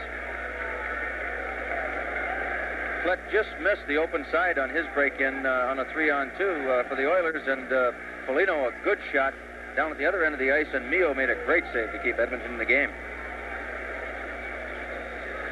9:36 left in the game. Havlich and Gretzky will take. Here's a. You see the replay of McCourt and Earl Thompson, where Earl just slid it across the crease, and Dale a little bit too close to the net, just shot it beside the short side, out back the other side of the net. A couple of good chances that could have broke this game open on the wing side and tied it up for Edmonton at the other end. As it is, it's 4-3 Red Wings with 9:36 left. Gretzky and Mahavlich to the left of Vachon. Miller comes out the right side. Takes it to center, gives it to Foligno. Foligno, back it comes to Mahavlich, a shot. Mayo gloves it and throws it to the far wing. Out it comes to center ice.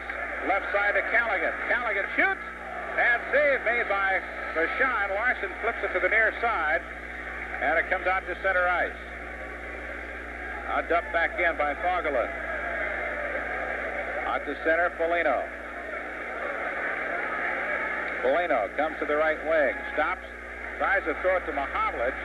Bad pass is picked up by McDonald. Gives to Callaghan. Back to McDonald. McDonald throws it into the corner. He's got a man out on the right side, Fogelin, but Mahavlich intercepted the pass. Mahavlich brings it up the middle of the ice.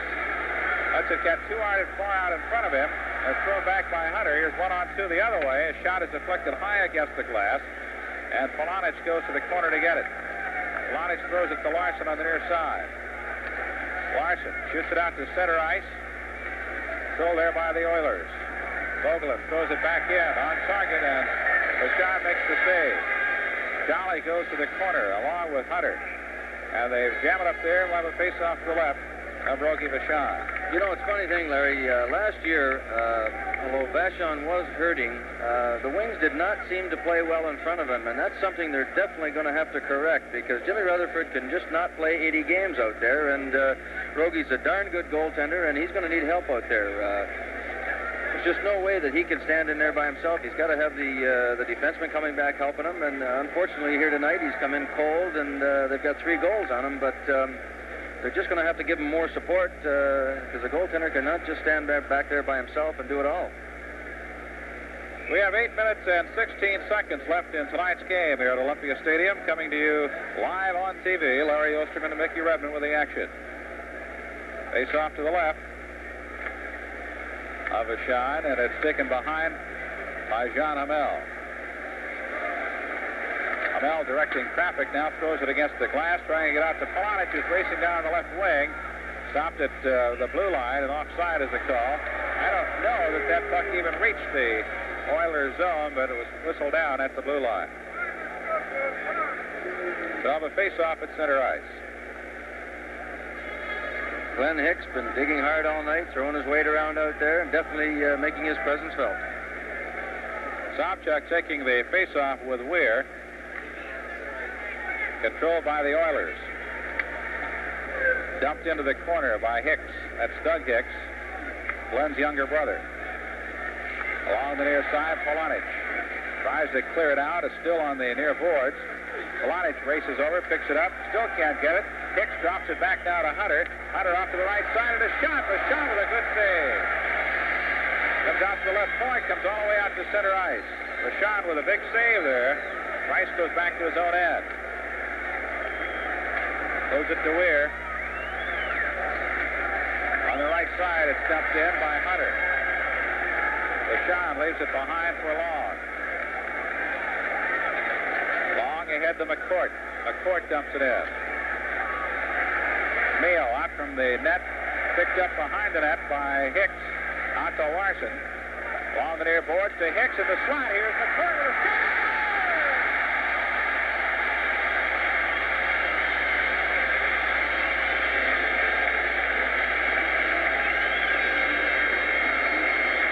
With a backhander, beat him on the long side, and we'll take another look at goal number 5 for the Red Wings, who now lead 5-3. Here's Nedemansky down in the corner, makes a good play in the slot, out to Hicks, who just transfers it over to McCourt.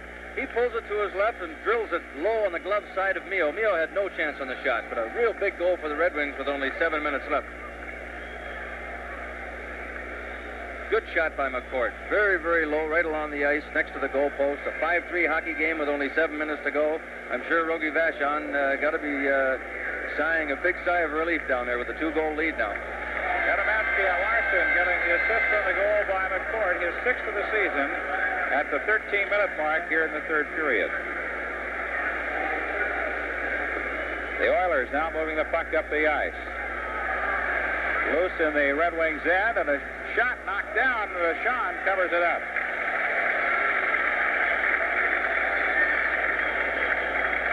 Clock showing 6:39 left in this hockey game.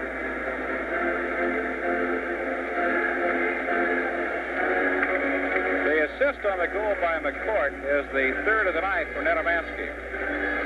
He also has a goal to his credit.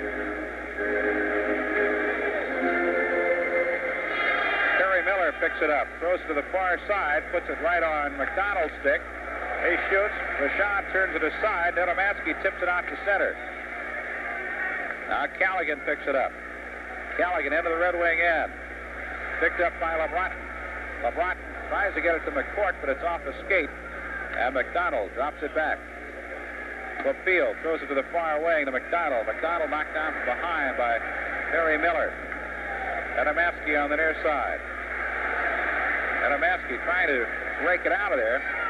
Finally comes up with it. Takes it out of his zone. Knocked off his stick by Gretzky. Gretzky and Miller go after it. Miller throws it to Larson. Larson on the right side. Up the ice down to LeBronton. LeBronson on left wing has Foligno coming in. Foligno down the slot, has it tucked away nicely by Hicks. Now we go the other way. Ahead to Gretzky on left wing. Gretzky's centering pass is intercepted by LeBronson. LeBronson on the far wing. Takes it to center ice. LeBronson tries to get in. Gets a shot away. Rebound struck by Foligno. It's flying to the right corner. Now it's cleared out to center. Larson rammed into the boards along the near side. The puck comes loose. Mahovlich picks it up. 5:15 left in the game. Larson to Mahovlich. Now cowboy Flett. Foligno. Puck pops free. Picked up on the right by Thompson. Thompson with a shot. Hand save. Rebound knocked in behind. Foligno goes in. Foligno in the corner. Foligno can't get a centering pass away, and it's cleared out. Vachon leaves it for Bergman. 4:50 left in the game. The Wings lead 5-3. Bad pass. Picked up at center by Campbell. Campbell into the Red Wings end. Mahovlich pins him against the board. The puck comes free. Bergman throws it to the near side to Long. Long starts it up the right wing. Runs smack dab into Foligno. The puck comes loose. And Polonich is swinging from the bench. Polonich in the player's bench. Took a swing. He's still in there.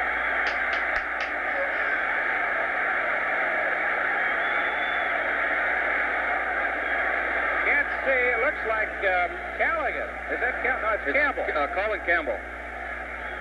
Callaghan and Polonich were teammates at Kalamazoo for the Wings. Here comes Larson down off the bench now. He's looking to get into it. Got about 3 guys taking shots at Dennis Polonich, who's still on the bench.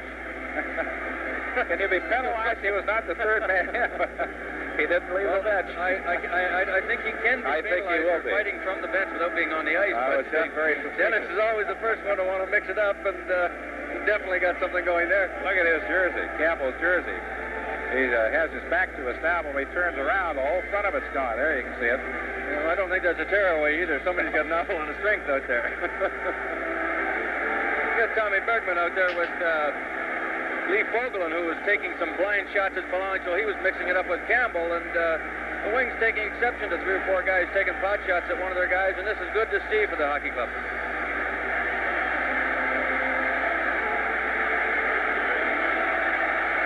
Now Fogelin lands one. Hit him right on the side of the helmet. Now Hogebaum gets a couple in. Hogebaum gets some good right-hand punches on Fogelin. Tommy not known as a fighter, but he's certainly handling himself well out there right now. I think I said Hogebaum. That's Bergman. Fogelin thought he might have had an easy mark there, but Big Tommy come up with a little surprise for him. And there's Dennis sitting down on the bench enjoying all the action now.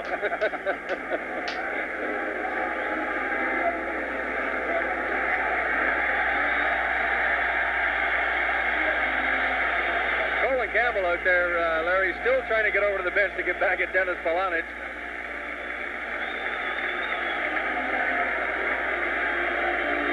Yeah, we'll have 4 leave. Fogelin, Campbell, Polonich has got to go, and Bergman. Fogelin doesn't want to go to the penalty box. He is being ushered over there now.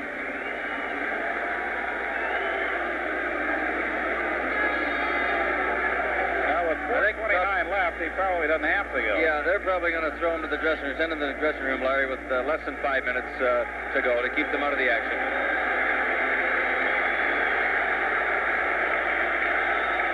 He's leaving to the fourth of the more than 12 Bit of a gesture to the fans here at Olympia Stadium.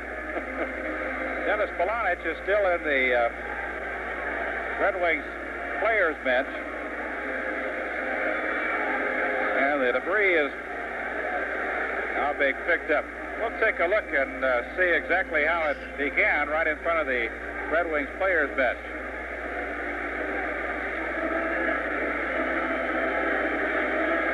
See, we will look. Yes, there you go. Where it starts here, I think Dennis had taken a little push at Colin Campbell. Mike Foligno jumped in the middle to try to separate them, and up come Dennis again. And Campbell now trying to get at Polonich, and a little unusual to see a guy off the bench fighting with a guy on the ice. You don't see that very often. Now, Campbell had a tough row to go, too. You can see the plexiglass right at the corner there, and he had to swing around it to get to Polonich. Dennis still sitting on the bench down there. I don't know if he's too pleased about what might happen, although I'm sure he's sitting there hoping nobody notices him and he won't go to the penalty box. I would have to say he has been noticed.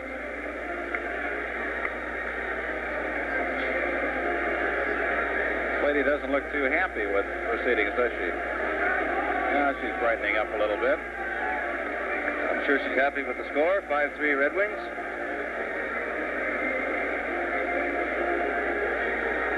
Now, so far, we have Bergman, Fogelin, Campbell gone at the 15:31 mark.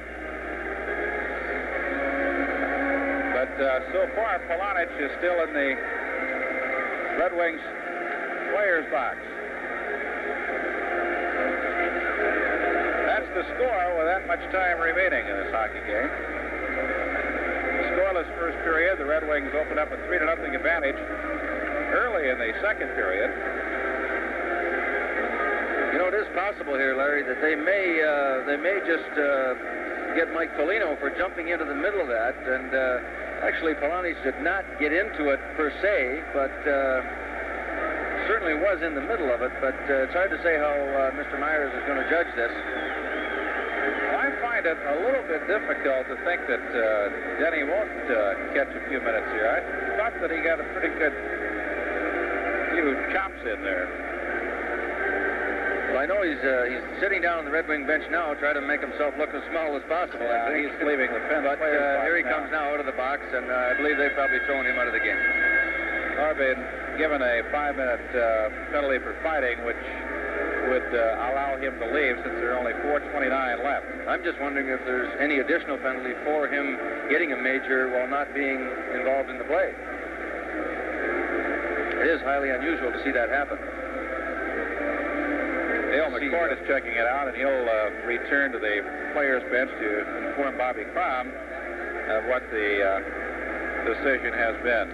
I would imagine, from looking at it from up here, I think Detroit is probably going to get some extra penalty minutes out of this. Now, Denny Polonich might be a little bit lighter in the billfold, too.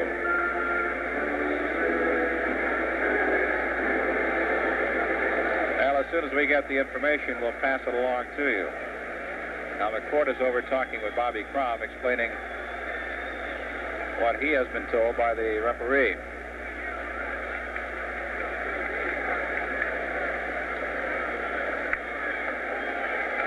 So far, there's only been 5 minutes put up on the penalty time clock for Bergman.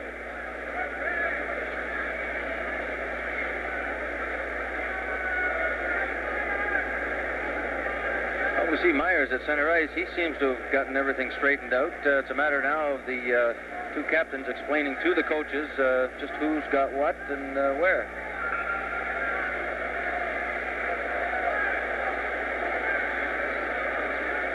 Bobby Crom calling Ron Myers over now doesn't look too happy, so I think maybe the Red Wings may be getting some extra penalty time out of this.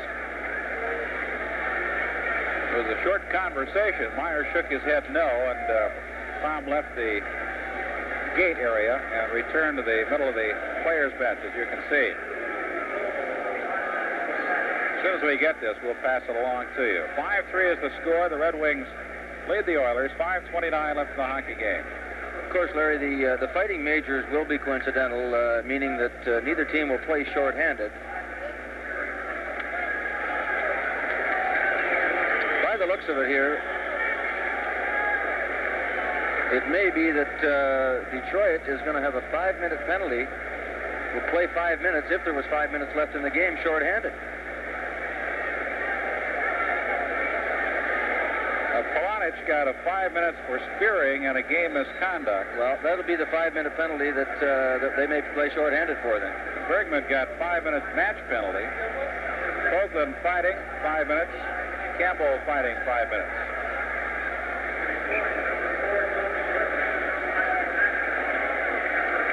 You have that quizzical look on your face, my friend, but Well, that's the way it's been passed In other along to words, us. we've got 2 Edmonton players with 5-minute fighting majors, and 1 Detroit player with a 5-minute major, and Polonich with a 5-minute game misconduct and a 5-minute steering penalty. Right.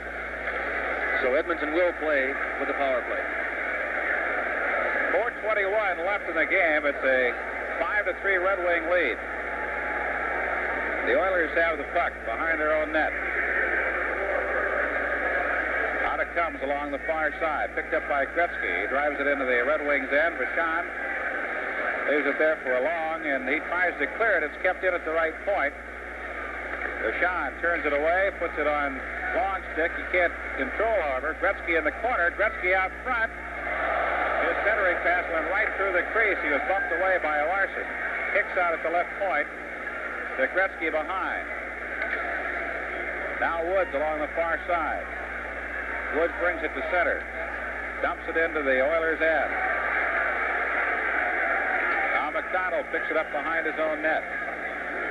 McDonald across the blue line to center ice. McDonald dumps it in. Long goes to the corner. Drives along the far boards, and it's kept in at the blue line to Hicks on the left. Hicks into the corner.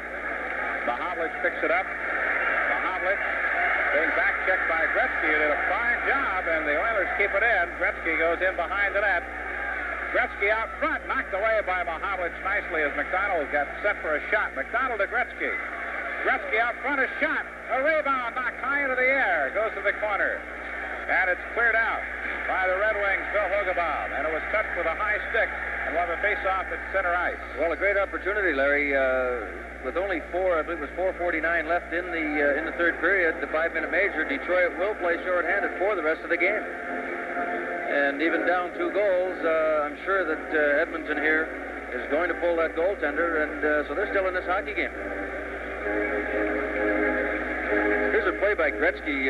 Brings Vachon out in front, dumps it across between his legs, and unfortunately for Edmonton, Blair McDonald not in a position to knock it into the open net, but a heck of a smart play by Gretzky. I guess this is why he's such an offensive star. That's a career shot if he makes that shot. 2:52. The face-off to the left of Mio. Comes out to Larson. He shoots it wide to the left. Flett throws it in behind.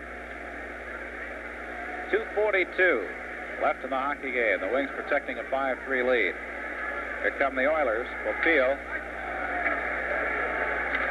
And a shot gloved by... They'll give a shot. He holds on. We'll have a face-off coming up to his right.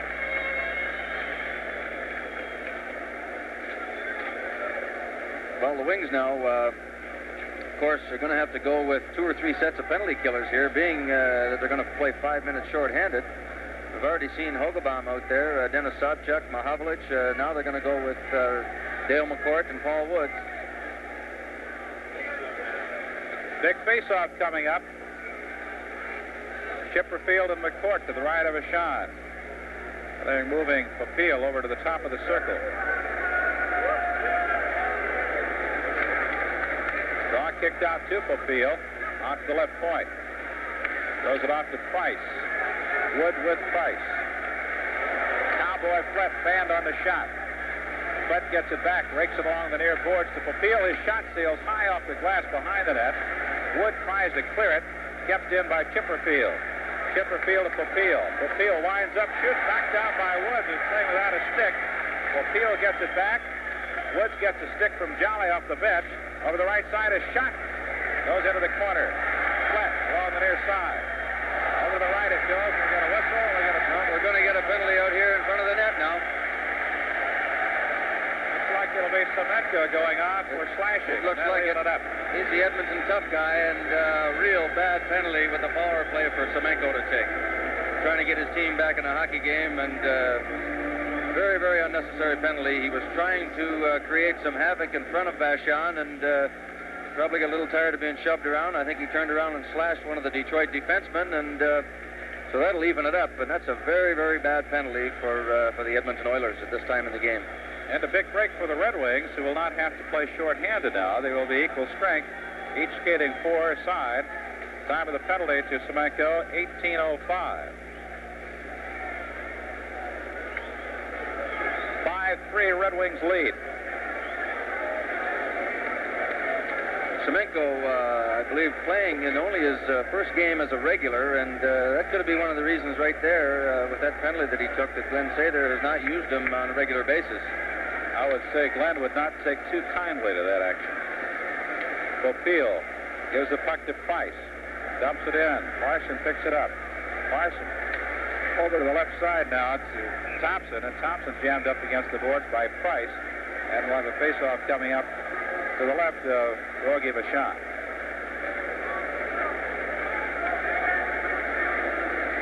Well, Edmonton now, of course, the team's playing four skaters aside. I'm sure Edmonton, well, they may not pull the goaltender, being down 2 goals. 1:42 left in the game. Price is in with Mahavlich. Mahavlich clears it to center. Popeil gives it to Hunter. Hunter circles back. Gives it to Popeil on left wing. Popeil knocked off the puck by Larson. Larson picks it up, takes it behind his own net. Big check there by Hunter. They both go down, fall on the puck, and will have a face-off to the right of Rogie Vachon.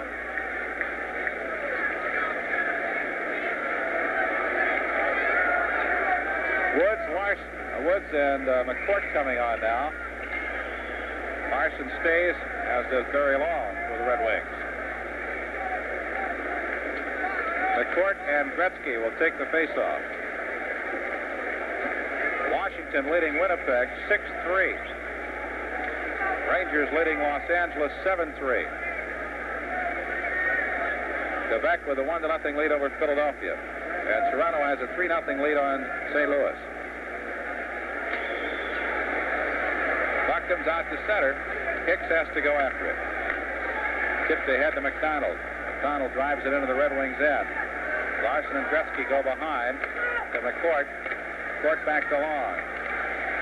Long tries to get it to Wood. Gretzky shoves it out. Hicks on the left side. His lead pass for Gretzky is too far. Less than a minute to play now. 56 seconds. Woods picks it up. Here's 3-on-2 developing. Woods comes to the right side. Dumps it off the boards into the corner. Now along the boards, Hicks picks it up, takes it behind. Goes to the right, back to Gretzky at middle ice. Drop pass from Hicks to Gretzky. His return pass intercepted by Larson. He gives to Woods. Woods at center ice along the near boards. Returns to McCourt. McCourt deep in his own end now with 23 seconds left. Gives to Neremansky. Neremansky bumped off the puck by Hicks. Picked up in his own end by McConnell.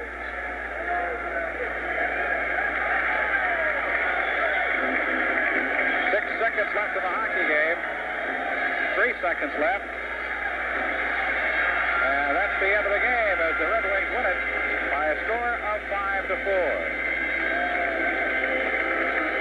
We'll take a look at the scoring here now. 5-3, I'm sorry, the final score. The Red Wings the winner over the Oilers. 3 goals scored in the third period. Lumley is second of the season to make it 4-2 at 1:47 of the third period. Callaghan scored to make it 4-3.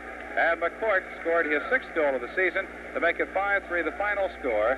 McCourt's goal coming at the 13-minute mark with assists going to Neremansky and Larson. Neremansky had a goal and 3 assists here this evening as the Red Wings picked up the victory over the Edmonton Oilers by a score of 5-3. Total shots on goal, the Red Wings 46 tonight and the Oilers 21. Live from Olympia on TV Sports has presented National Hockey League action between the Detroit Red Wings and the Edmonton Oilers. Join us for our next sports telecast when the Purdue Boilermakers host the Michigan Wolverines. Now stay tuned as On TV presents the Newport Jazz Festival in stereo with WJZZ-FM 105.9. We'd like to thank our producer, Jeff Hughes, and Rocky Plinterman. This has been a sports presentation of National Subscription Television.